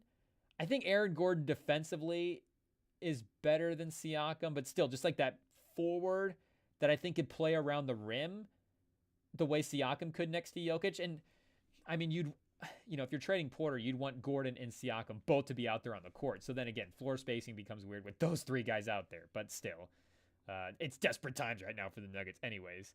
So I guess the other question becomes, what are you trying to salvage for this Nuggets team? Is it seeing what you have in this core, again, with just the long-term next season, everybody healthy, and maybe we just run it back and chalk this season up to bad luck and kind of maybe worn down a little bit too from playoff runs, multiple playoff runs. We've seen that from teams in the past as well. But Siakam is, of course, a little bit older than Porter, and Porter would fit a little bit more into Indiana's timeline. Siakam would fit, I think, a Jokic timeline just fine as well. But, he does speed you up a little bit. What would be maybe the resale value on Siakam? That's a terrible way to put it. But, I think it is important to look at, like, and, you never want to, of course, you always want to assume if you're trading for this guy, what it's going to work and it's a good move. But you always want to look at, like, and not even that it's not even that just it would work out. I think even the contract stuff now these days, like if it would become a situation where for the next deal, that maybe it's not a contract could potentially be super thrilled about getting into, but you're trading because it's like, yeah, we're trading for you because we really like what you would give us for this 4 years, but the next 4 years might not necessarily be super great. What would be his value in that third or fourth year potentially as an expiring deal? If it was like, maybe longish term, pause, you wouldn't be super thrilled. The Bills have cut it to 3. Okay, chat. We should have done it in the first place, but we'll tap in here. I guess the Heat Cavs, you know, keeping us interested. But 1 minute left. I guess there's got to be an onside kick or something that'll have to take place. Wait, are they setting up for a field goal? Oh, chat, we should have been locked in this whole time. Tyler Bass for the tie from deep. He put it down the middle. Oh, that was the extra point. Whoa, was there a penalty? Oh, there's there's a penalty on the extra point that I guess was so brutal that it just made it look like they were kicking a field goal off a long drive. So, Josh Allen, first player all time with 3 passing touchdowns and 3 rushing touchdowns. Whoa! I mean, Josh Allen might have just won. I mean, if he hasn't already won the MVP, this might have been a solidifying performance even in a loss, chat. Wow, Josh Allen, 10 carries for 82 yards and 3 touchdowns. 342 through the air and 3 touchdowns as well. How many fantasy points does Josh Allen have right now? If anybody has the number, just drop it in the chat, but we'll look it up here. Let's see. I imagine he was just starting, so it should be easy to scroll through the lineups. 54 for Josh Allen. Is this the highest QB performance of the season? Of course it's his highest. He hasn't had another 6 touchdown game earlier in the year, but I know Chase had, what, 55 a couple of weeks ago? So on pace for the highest fantasy scoring season, but they still need to do an onside kick, so I guess he might not quite get there for the highest scoring games. Rams cover it up right away. They'll knee it out. Josh Allen, he did all he could. Unfortunately, not enough. Yikes. But much better than a bad loss to the Rams. This will be one of those losses we just go, you know, you were due. You're 10-3 now. The AFC East, you're cruising to that. I get that the overall playoff picture is important, of course. The overall playoff seeding there is a big deal, but you're doing fine. Bills fans, you're in a good spot. Don't worry about it. Okay, Spurs-Pelicans is underway, so I guess from here on out, for the couple minutes left here, we'll be focused on the rest of this, of what we see of this Spurs-Pelicans game. But anyways, Siakam for Porter was in one that I was looking at. If they also wanted to go with another older veteran, Siakam might have been the best one, honestly, of the 3 that I could think of. But another veteran guy that they could potentially go for would be DeRozan. And DeRozan, I think, is a little less than Porter, so you could almost get DeRozan in a piece as well for Porter. Would you have to throw something in for DeRozan, chat, for Michael Porter? Because that's the thing. Is the trade value, do teams still view him as, oh, if you're bringing him in a little bit more of an increased role? Like, does he still have that kind of view? So let's see how close they are for just this trade. Okay, $12 million we need to cut. Okay, so maybe I should have put this one in the trade machine first, chat. Would they have to go? They'd have to go Lyles and a piece. So this would have to be a 3-for-1.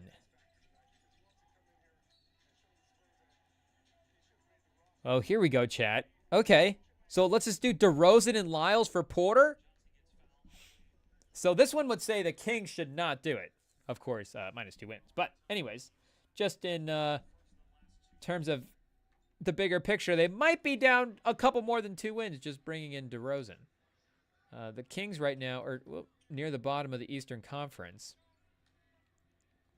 So again, if they wanted to go a veteran guy who can kind of get a more of a bucket on his own. Maybe he's not the spacer, but he can get a basket, and he's maybe a little more reliable game to game. maybe DeRozan. And if you got Trey Lyles back as well, too, like it said he was an expiring deal. Again, where are the Kings at right now? Yeah, they're near the bottom of the West. So they're not like totally out of the play-in here. Unlike the Timberwolves. Wow. Timberwolves might fully drop out. The Spurs, baby, let's go. If we get this win over the Pelicans, we will start to separate ourselves from the Timberwolves as the play-in team. Wow, who would have guessed it? The turnaround is happening. Is Wemby back tonight? We haven't even fully checked. He is back. Only 3 minutes, though. Did he get hurt right away? What happened? I mean, they went to the bench, it looks like. Heavy bench minutes right now. Bassie is in. That usually means Wembanyama's out. But if you got Trey Lyles back as well for Porter, I mean, if you were trying to make a more competitive playoff push. But again, long term, I guess if you're trying to win a couple of more titles in theory or whatever, maybe Porter is a better long-term option than having to try to, again, like re-sign Lyles next year, and now you're stuck with the DeRozan contract. But DeRozan is a little bit cheaper as well, too, than Porter, so that could be, you know, a potential attraction as well. But cheaper in a way that would give you, like, more cap space and more flexibility. I don't know if that would necessarily be the case either. So if you were going to go another 2-for-1, that could be interesting. Maybe like a Cam Johnson, Zaire Williams combo from the Nets. I really like Zaire Williams, though. So maybe that's just me trying to find like a diamond in the rough, lower contract guy that could take a bigger role a little bit. And maybe the Nets really like Zaire Williams as well, too. Like, he might be a super attractive piece. But Porter, if you just go, again, thinking that maybe his upside is a little bit more than Cam Johnson's, and he's a little, again, you know, like Porter's probably a better player than Cam Johnson. Probably, but again, probably. So Cam Johnson is still a little cheaper than Porter as well. So it kind of bounces out again, maybe a little easier on the books. And you have another rotation guy in Zaire Williams. I don't know. Are you able to get a third piece in that? If it's possible, that would be a fun move to do. But chat, if you really want to go crazy, where are we going, chat? If you really want to get wild, because again, the Nuggets do not have a ton of options to turn this around. Like, they're committed to Gordon, they're committed to Murray. Porter, yeah, maybe there's some moves out there for him, but we still don't. His trade value could be weird over the league. We just don't really know what it would be. And there's all these talks right now about superstar happiness. And I know Giannis in the season was getting hype, but it seems like the Bucks are playing better. It seems like they might be at least a frisky team in the Eastern Conference. And Embiid, of course, was getting his trade conversation going earlier in the season as well. But what is his value, chat? Like, is anybody going to trade for him? Like, what is even the offers on the table for Embiid? Of course, Embiid would get a pretty sizable offer. We get it. But it would be a weird time to trade Embiid with his value at an all-time low. So if we're just looking at like who would actually be the unhappiest superstars, I mean, the recipe is developing for Jokic, chat. And make no mistake, the personality, Jokic, he's a cool guy. We get it. Would he choose to start that kind of drama and have these kind of headlines, just have this whole situation go down with him requesting a trade? And maybe, I don't know, Jokic being a chill guy, like maybe he does it reasonably. Like maybe there's a cool, calm, collected way for a player to ask out and Jokic figures out how to do it. But, you know, if we're comparing supporting cast, maybe it isn't. The Milwaukee one actually still might be worse, Chad. And they're 8-9, so their record is a little worse. But Lillard, Middleton, yeah, maybe just the ages alone, 34-27 and 33-26. And Denver does, you know, like Braun is something. I guess, you know, like I still like AJ Johnson. Jackson's playing a little more. You know, Tyler Smith could be interesting. But again, like Milwaukee in the Eastern Conference is having a little bit of an easier time anyways. And the landscape for them to be a competitive team it's a much shorter path with that competition. But the Sixers, you know, Embiid is kind of the reason that the situation is a bad situation now. Like, it's not the deepest supporting cast around him, but McCain is something. And we know Maxey is definitely something. And Paul George might not be what you wanted, but I think long-term he could be a trade asset as well, too. And it's not like you traded for him. That's the thing with Paul George. Like, you signed him with cap space. So at the end of the day, if you have to move on from Paul George, it's kind of a plus, I guess. Again, and how you get that cap space back, like clearing your cap space for a star player is one thing, and then using that up on like that cap space slot is a different type of asset, but still, like, you would be able to get a couple pieces back for him without having to sacrifice anything for bringing him in. So that's still a piece. So Embiid is kind of the reason right now, as we all know, that it's like, hey, buddy. And, there's injury. Like, wait.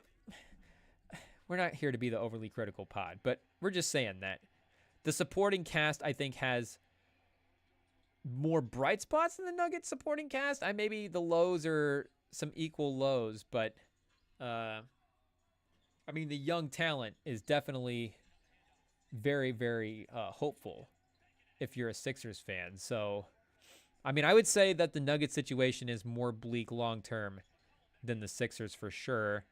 The Mavs, Luka, Kyrie, Clay, PJ, Gafford, Lively. Would you rather have Lively or anybody on the Nuggets besides Jokic, chat?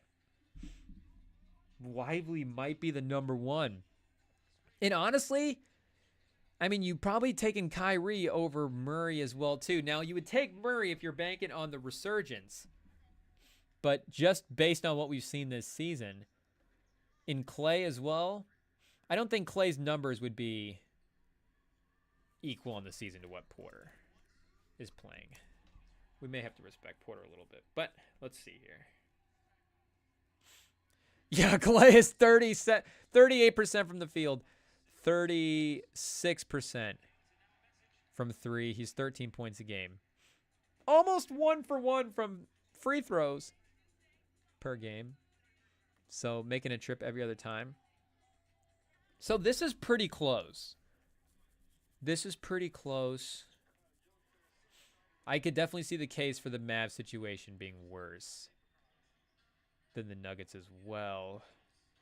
The Timberwolves, chat, after the trade,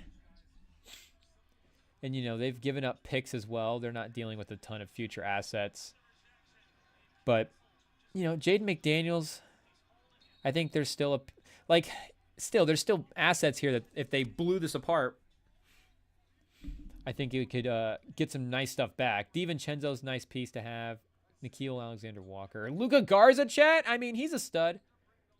One of the per 36 All-Stars. But anyways, if Jokic looked at this long-term and went, wait a second, this Nuggets team is not a title team. That it would be a very reasonable thing to deduce if you definitely thought that Murray was not going to get back to the level that he's been playing at in the playoffs for the last couple of seasons. So maybe that is the thing, chat, is let's wait and see what Murray does in the playoffs and then really decide what we need to do long term. But again, maybe to kind of flip this and look away from the Nuggets for a second, look at another team, but in the conversations of these other superstars being brought up for being unhappy and for being traded, there is, of course, one team that keeps being brought up as the trade destination. And when names like Giannis are floated out there, names like Embiid are floated out there, you go, okay, if you're going to trade for Giannis, who, is second best player in the league and is in, again, the exact same situation as Jokic, both these guys are having career years and the teams around them are barely helping them enough to power them into the playoffs. And it's yeah, these guys should definitely be on teams that should be competing to win the title with as good as they're playing. But if you're going to trade for a guy at this level, who has the assets to do it? And we know, chat, who has the one. We know what the one team is. We know who can make that move. Now, make no mistake, the Nuggets are not looking at this situation going, oh, like we were saying, they're probably going to be patient, but they're not looking at their stars. They're not looking at the top talent going, if there was something to be done, what would we do? Like, make no mistake, Jokic is as untouchable a player as maybe we've ever seen in NBA history. Like Windhorst was saying, or it's the best statistical season maybe we've seen of all time. His impact is, again, the sole reason why this team is doing anything. Why would you trade the one thing that's keeping your team afloat? So, again, we're not saying that the Nuggets would be this drastic. Like, make no mistake, chat. If the Mitchell thing got you crazy after, what should they do with Mitchell after one loss? Going, oh, wait a second, should the Nuggets trade Jokic? Like, what are you doing? So, I'm not saying should the Nuggets trade Jokic. But if Oklahoma City just kept ringing, like, what would the offer have to be, chat? Because Jokic is the one guy where, it goes both ways. There is not enough that you could give up, but there's also probably not enough that you could lose on the other end. Like, if you kept Shea, how much could you trade before Shea and Jokic is just not enough to win the title? Like, if you started to give him Chet, and we gave him Jalen Williams, and you have to give him Hartenstein as well, too, to make the contracts work. Hartenstein is one of the only other bigger contracts on this team. But again, you go, well, you're trading your one center, but you're getting Jokic back, people. This is early season Sunday Crazy Talk. Is this a new segment? Early season Sunday Crazy Talk? IT, write that down. I kind of like it. That gets us close, 45-41, just on a dollar standpoint. And make no mistake, chat, Jalen Williams and Chet as a 1-2 combination is a heck of a building block. Like, that is a crazy 1-2 combination to get back in a trade for any player. The problem is you're sending out Nikola Jokic. And I was looking back at the other, like, big trades that we've seen in NBA history, the Davis trade and the George trade. In the George trade, it's always too crazy to look back and go, wait, did they actually give up, like, 9 first-round picks or 7 first-round picks or whatever it ended up being for the trade to get George from OKC? But it's true. They gave up as many picks as you thought. They did only give up 2 players, I think, in one of them, of course, being Shea, which sucks, but Shea and Gallinari, and then like 7 picks. But it was like 9 pieces for Paul George. And then I think it was about 9 main pieces for Anthony Davis as well, too, when the Lakers traded for him. And it ended up being way more than that because there was a second trade done to the Wizards to bring in the contract space. So they ended up trading like 10 or 12 pieces if you count in some of the minimum contract guys, which of course they all count. But like the big trade to the Pelicans was like 4 or 5 players and then 4 or 5 picks as well. So if you're trading for Jokic, I mean, that's at least the starting point, chat, is 10 like crazy pieces, which is like insane to think about. But look at this, chat.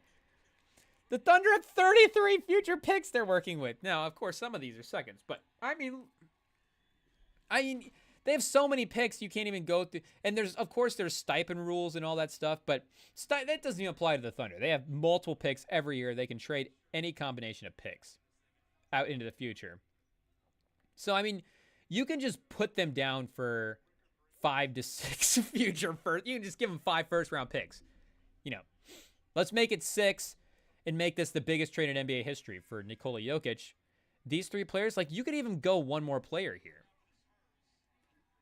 Like, I mean, we're trading Jokic, which is a crazy hot take. So we don't even, like, is it Ousmane Dieng? Is that even enough for the one last piece? We'd have to look at it for the Nuggets and go, are they looking at this the other end going, well, is Ousmane Dieng the one thing holding up this trade? Probably not. You'd probably rather have Case and Wallace. I mean, if you're getting Jokic, you have to give it to him, right? Pause. Let's just do it, chat. Let's just give him all the good stuff. It's Jokic. Ooh, that basically evens up the money. And we're not going to worry about throwing the picks into the trade because that's because we know it's not like we have to work out the Thunder's first round picks and see if it all lines up. Like, they have the picks. We get it. They can give them a trillion first round picks. They can give them, what, 2 first round picks every year? This Philly pick is protected. Swap. Utah. Should we go to Tankathon and just see where they're sitting at right now for picks?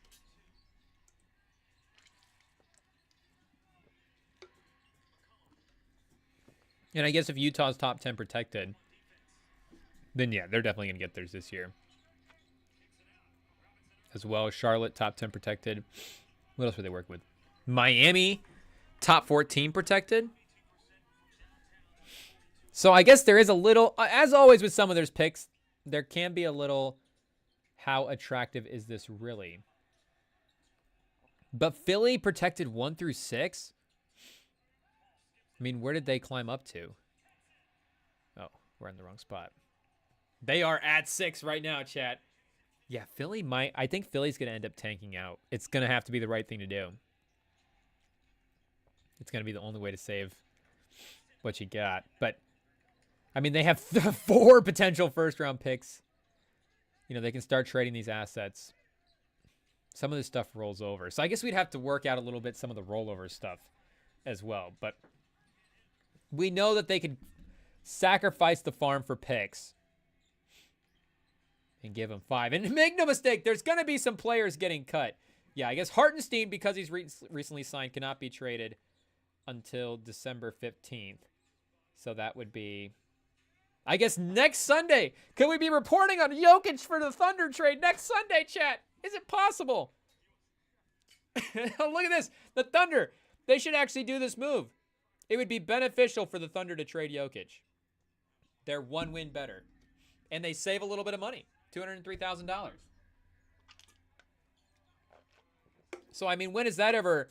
You know, what did the Thunder know about saving money by trading a star player? That's never hurt them before. Of course, the Nuggets would be on the other side of it this time. But, I mean... Again, you're never going to trade Jokic. But...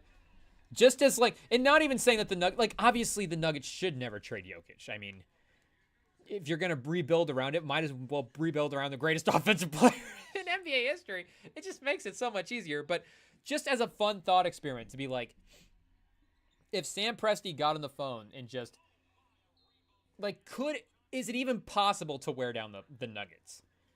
Because make no mistake, if you're going to wear them down, you got to start doing it now. Hartenstein... We know that deadline is available, so if they're thinking about it, they know that a trade is reasonable soon, or whenever they want, you know, they can work out the details. It's not going to be like in next August before that they can make the trade because of some deadlines. Like, they can make the trade this season. They can get it done. And Chet and Jalen Williams both, I mean, Chet has all NBA potential. Jalen Williams has all-star potential. You're going to get all the picks.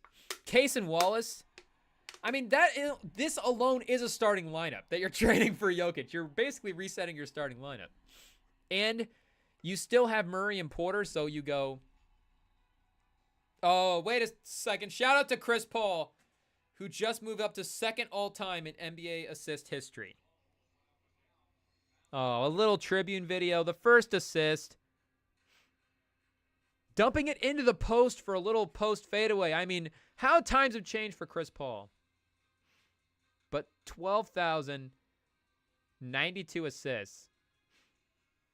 And now this assist, the record-breaking assist was a three-pointer to Wembanyama, who was taller than the guy he was inbounding it to before. But now he's shooting it farther away from the basket. Assisted on 173 players throughout NBA history. I mean, one of the all-time greats. Absolutely a legend. We all know it. Shout out Chris Paul. But helping the Spurs get to that play-in level. Let's go, Chris Paul. So I guess he only needs, what, 3,000 more to get to John Stockton? Been a pass on the body like John Stockton? But 2nd all-time. I mean, come on. Chris Paul. The GOAT. But this with Porter and Murray, I mean, this is a fun team just in general to try to rebuild around. And then you have all those picks.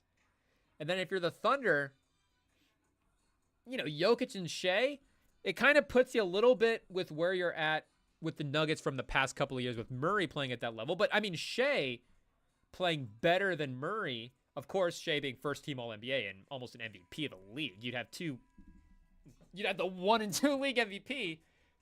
And then your supporting cast. I mean, yeah, again, the center depth, who cares if that takes a shot with Hartenstein and Chet both going? You've still got Kenrich Williams and Ousmane Dieng, and you've still got the Jalen Williams. So let's be honest, chat. What would you rather have? A Hartenstein, Chet, Jalen Williams combo or a Jokic, Jalen Williams combo? I think you'll take a Jokic, Jalen Williams combo. Again, the center Jalen Williams. But, I mean, your other rotation guys, I mean, you'd still have, again, the depth, whatever, for the regular season would still, I mean, this is still kind of a team that could hold up. But that final five, you could have Jokic out there, Dort, Isaiah Joe, Caruso, and Shea. I mean, that's easily a title-winning five, just based on Jokic and Shea alone. And then Caruso as your third with Dort. I mean, the shooting and the defense from those three. And Dort can play up in size a little bit. Same with Caruso. You've got Kenrich Williams if you need to go matchup-wise, and maybe Joe on the bench or Caruso, depending on who's hitting the threes. Maybe you go J-Dub next to Jokic if you need the extra center type thing. But there's still a little versatility here. And we know that they have some guy in the G League that they could pull up or whatever. Or we know Presti will just sign some guy off the street. Presti's still got an eye for talent. It wouldn't go away because of this trade. I mean, could you even throw one more player in here?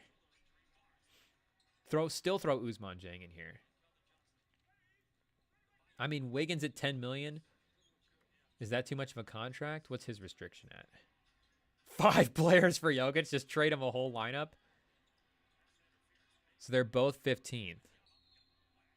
Okay, yeah, so he would be a little too expensive. So maybe 4 players and 9 picks is enough for Jokic, chat. But I guess, is it one of those things where, of course, it would have to be another team being like, wait a second, and the Nuggets being like, man, we could get how much for Jokic? Like, I guess, yeah, you're trading us 4, you're trading us 3. I mean, even Case and Wallace, like, could he be an all defense level type guy? And he's just, I mean, we love what he brings into the rotation for potential starter as well too. But I was just thinking about that the other night watching that game. I was like, this is so bad for Jokic. This is incredible. They're losing to the Wizards right now. Jokic is literally doing everything he can. Like, everybody's talking about how all these other guys are unhappy, and it's like, well, Jokic actually should be unhappy. This is crazy. Like, Jokic requested trade. Go to San Antonio. Brian Wright, get on the phone. Pick up the phone, Brian Wright. Pick up the phone, baby. Call about Jokic. But the Spurs cut this to 2. Pelicans timeout. Chris Paul. The playmaking hasn't stopped just because he's old. He will continue to dot up. Hopefully for the rest of the season. What do we got here left, chat? Couple of minutes left in this half. And I think we are final for the NFL slate of games as well, too. Yes, sir. Yes, sir. So, Chiefs, Chargers, up next, Sunday Night Football. Shout out to Aaron Rodgers as well, too. I know this season has not been the best for him, but he looked pretty good today. His birthday was last week, and it dawned on it was 41 years old, and it was like, oh yeah, Aaron Rodgers is 41 years old. You know what? He might not actually look that bad for a 41-year-old quarterback. Like, maybe Aaron Rodgers is actually playing pretty well, and the Jets thinking that a 41-year-old quarterback's answer was the problem all along, you know? Maybe it's like, hey, yeah, Rodgers throwing for 340 yards in a loss at 41 years old. I mean, you got to give the man props. Honestly, anything Rodgers does at this point, I'm giving the man props because at 41, it's incredible. He out-yardaged Tua today. And you know he's in that full old man phase because when he's like trying to avoid pressure now, he does the same kind of jump stop that Biden does. Like Biden had a couple of moments where I even forget where they were. I don't know if it was like him meeting some kids or something. You know, you got to watch. I don't know what clips we were watching, but but he does like that little jump stop. Like Rodgers, when he sees pressure, will be like, whoa, do the old man jump stop and then try to like run around and avoid the sack. But yeah, at 41 years old, I mean, come on, shout out. He's living the dream, playing NFL football. He should be retired, but he's not. So hopefully he continues living the dream in 2025. Like we said, the Cardinals go down. Murray with 2 picks. And Wemby! Oh, he might be feeling it tonight, people. He might be feeling it. He's 3 for 7. He's playing well right now, though. He's hit the last couple of shots. Chris Paul into Sohan.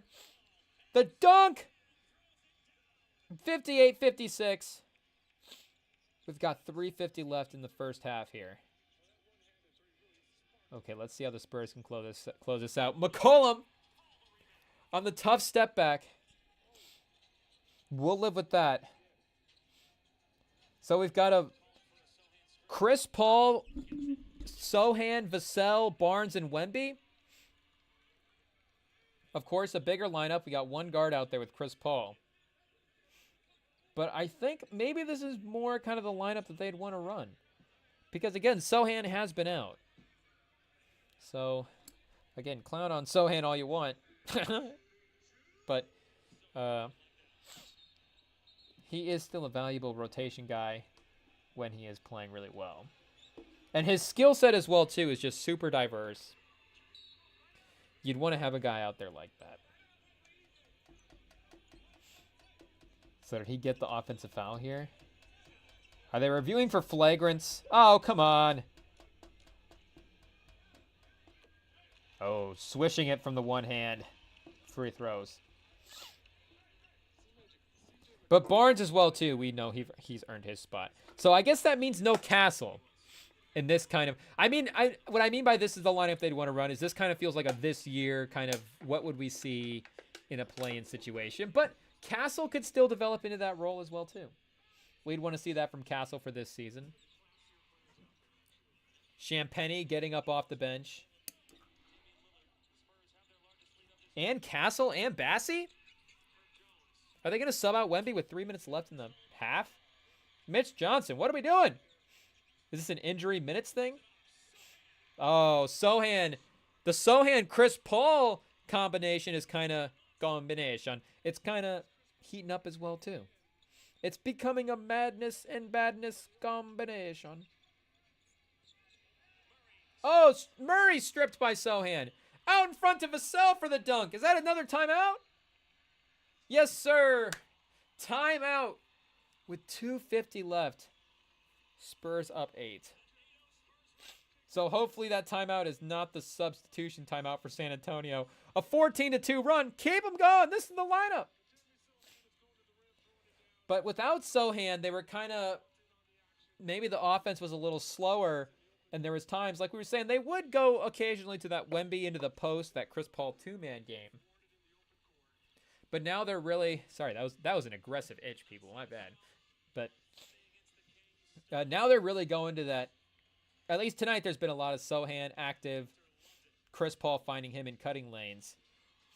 And Wembanyama doing what he loves, sitting at the perimeter, operating from 3.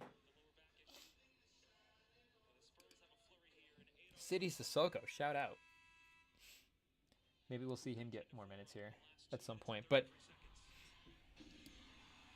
yeah, Bassey is going to get the run. What are we doing? It has to be minutes restriction. Bassey. I mean, and then fix the minutes. What are we doing? If you're going to rest Wemby for a 3-minute portion of the first half, don't make it the last 3 minutes. Make it to 3 minutes before this, and then put Wemby back in. What are we doing? But hey, we get to see our guy Bassey, so we know Wemby has the long-term spot kind of locked in at this point. A little time for our guy Bassey to shine. Can't be mad about that. So it's Bassey, Champagnie, and Vassell in the front court, Castle and Paul in the backcourt. So Vassell and Paul, the two guys that remain for this last 2 minutes and 30 seconds here. And the Paul defense on Murray. I mean, Paul locking him down. The old man. I mean, it is time traveler day. Rodgers with 340 yards. Chris Paul making the three. Chris Paul's going crazy right now, people. Chris Paul is captaining this run. His veteran brilliance, setting guys up, knowing when it's time for him to hit threes. I mean, Chris Paul is like the ultimate. His shot meter goes up based on his assists and based on his playmaking. Like, if Chris Paul gets 3 or 4 assists in a row, he's like, oh yeah, I'm feeling it from 3 now. Let's go, baby. This is my shot. Oh, he's about to pull another one there, but bailed out. Herb Jones with the defense. But Castle gets to the basket. The Spurs are just having their way at the rim right now. I mean, the Pelicans don't really have a rim defender. Missy, the rookie, is in there. So we'll see what his overall upside is right there. We'll have to go back and pull up the draft reports. But it is upside. It's not there yet. Not tonight, anyways. Paul in the face of Murphy. Oh, not able to get it to go. So 60 seconds here, up 9. You don't want to swing the game back to the Pelicans' favor. The turnover, Champagnie running the court. There we go, double digits. That's what we mean. See, it can go 7, it can go 11. Which way will the game turn? And again, Paul, and there we go. Missy finally crashing the glass and getting the rebound. But man, Chris Paul in the fountain of youth. Again for 3. Oh, disappointing, chat. We were hoping to go crazy. We were hoping we could celebrate it. Maybe he'll get the next one. We're still up 9. They could cut it to 7. It's just one of those things, you know? Oh, and a bad foul by Vassell. I don't think the Pelicans are in the bonus. Oh, they are now. Is this still side out of bounds? Okay, good. It does mean the Pelicans will get the last shot, but they'll probably miss it, so we won't give up the free throws. That's good. And they sub Chris Paul out for the defense. But he's kind of been defending well. But they bring back Sohan, so. I mean, makes sense. Do we want a foul? Is that why we brought back Sohan? Trey Murphy from deep. And yep, he missed it. Vassell brings in the rebound. And the Spurs go into halftime with the lead. And set us up for what should be a pretty exciting Sunday Night Football matchup between the Chiefs and the Chargers. So you know Sam's going to be locked in. Do we have time to get out to the Bay and try to see if we can find what bar Sam's at and go hang out? I don't know, but we're going to go try to watch it ourselves. So thank you guys for jumping on tonight. You know we'll be back later in the week. Subscribe so you don't miss the next live stream. And we're also on the socials as well, too. So, you know, if we're on the internet at Rem and Sam Pod, people, if you search us online at Rem and Sam Pod, there's usually a page on whatever site that is. Where, you know, Instagram, TikTok, you get the deal, people. We're out there. We're also on the audio platforms as well, too. Apple Podcasts, Spotify, all that stuff. So if you guys want to follow more of it, we are out over there. Or, you know, the YouTube, the live streams. This is the main place to be, chat. This is where all the fun is at. So subscribe here. Tell your friends. Thank you guys for jumping on tonight. And like we said, we'll be back Tuesday night as normal. I think we're cooking up a special episode, people. You're gonna want to be stay tuned for that one. It's gonna be a fun time. The year-end sort of countdown recap stuff. I think it's time to get it started, and I think it's gonna be a good one on Tuesday to get it underway. But for now, like we said, go enjoy Sunday Night Football. Go make up the bets that you guys lost. There's still time. Just bet on Mahomes, and hopefully he'll make us all that money back. But thank you guys for jumping on tonight, and have a good one.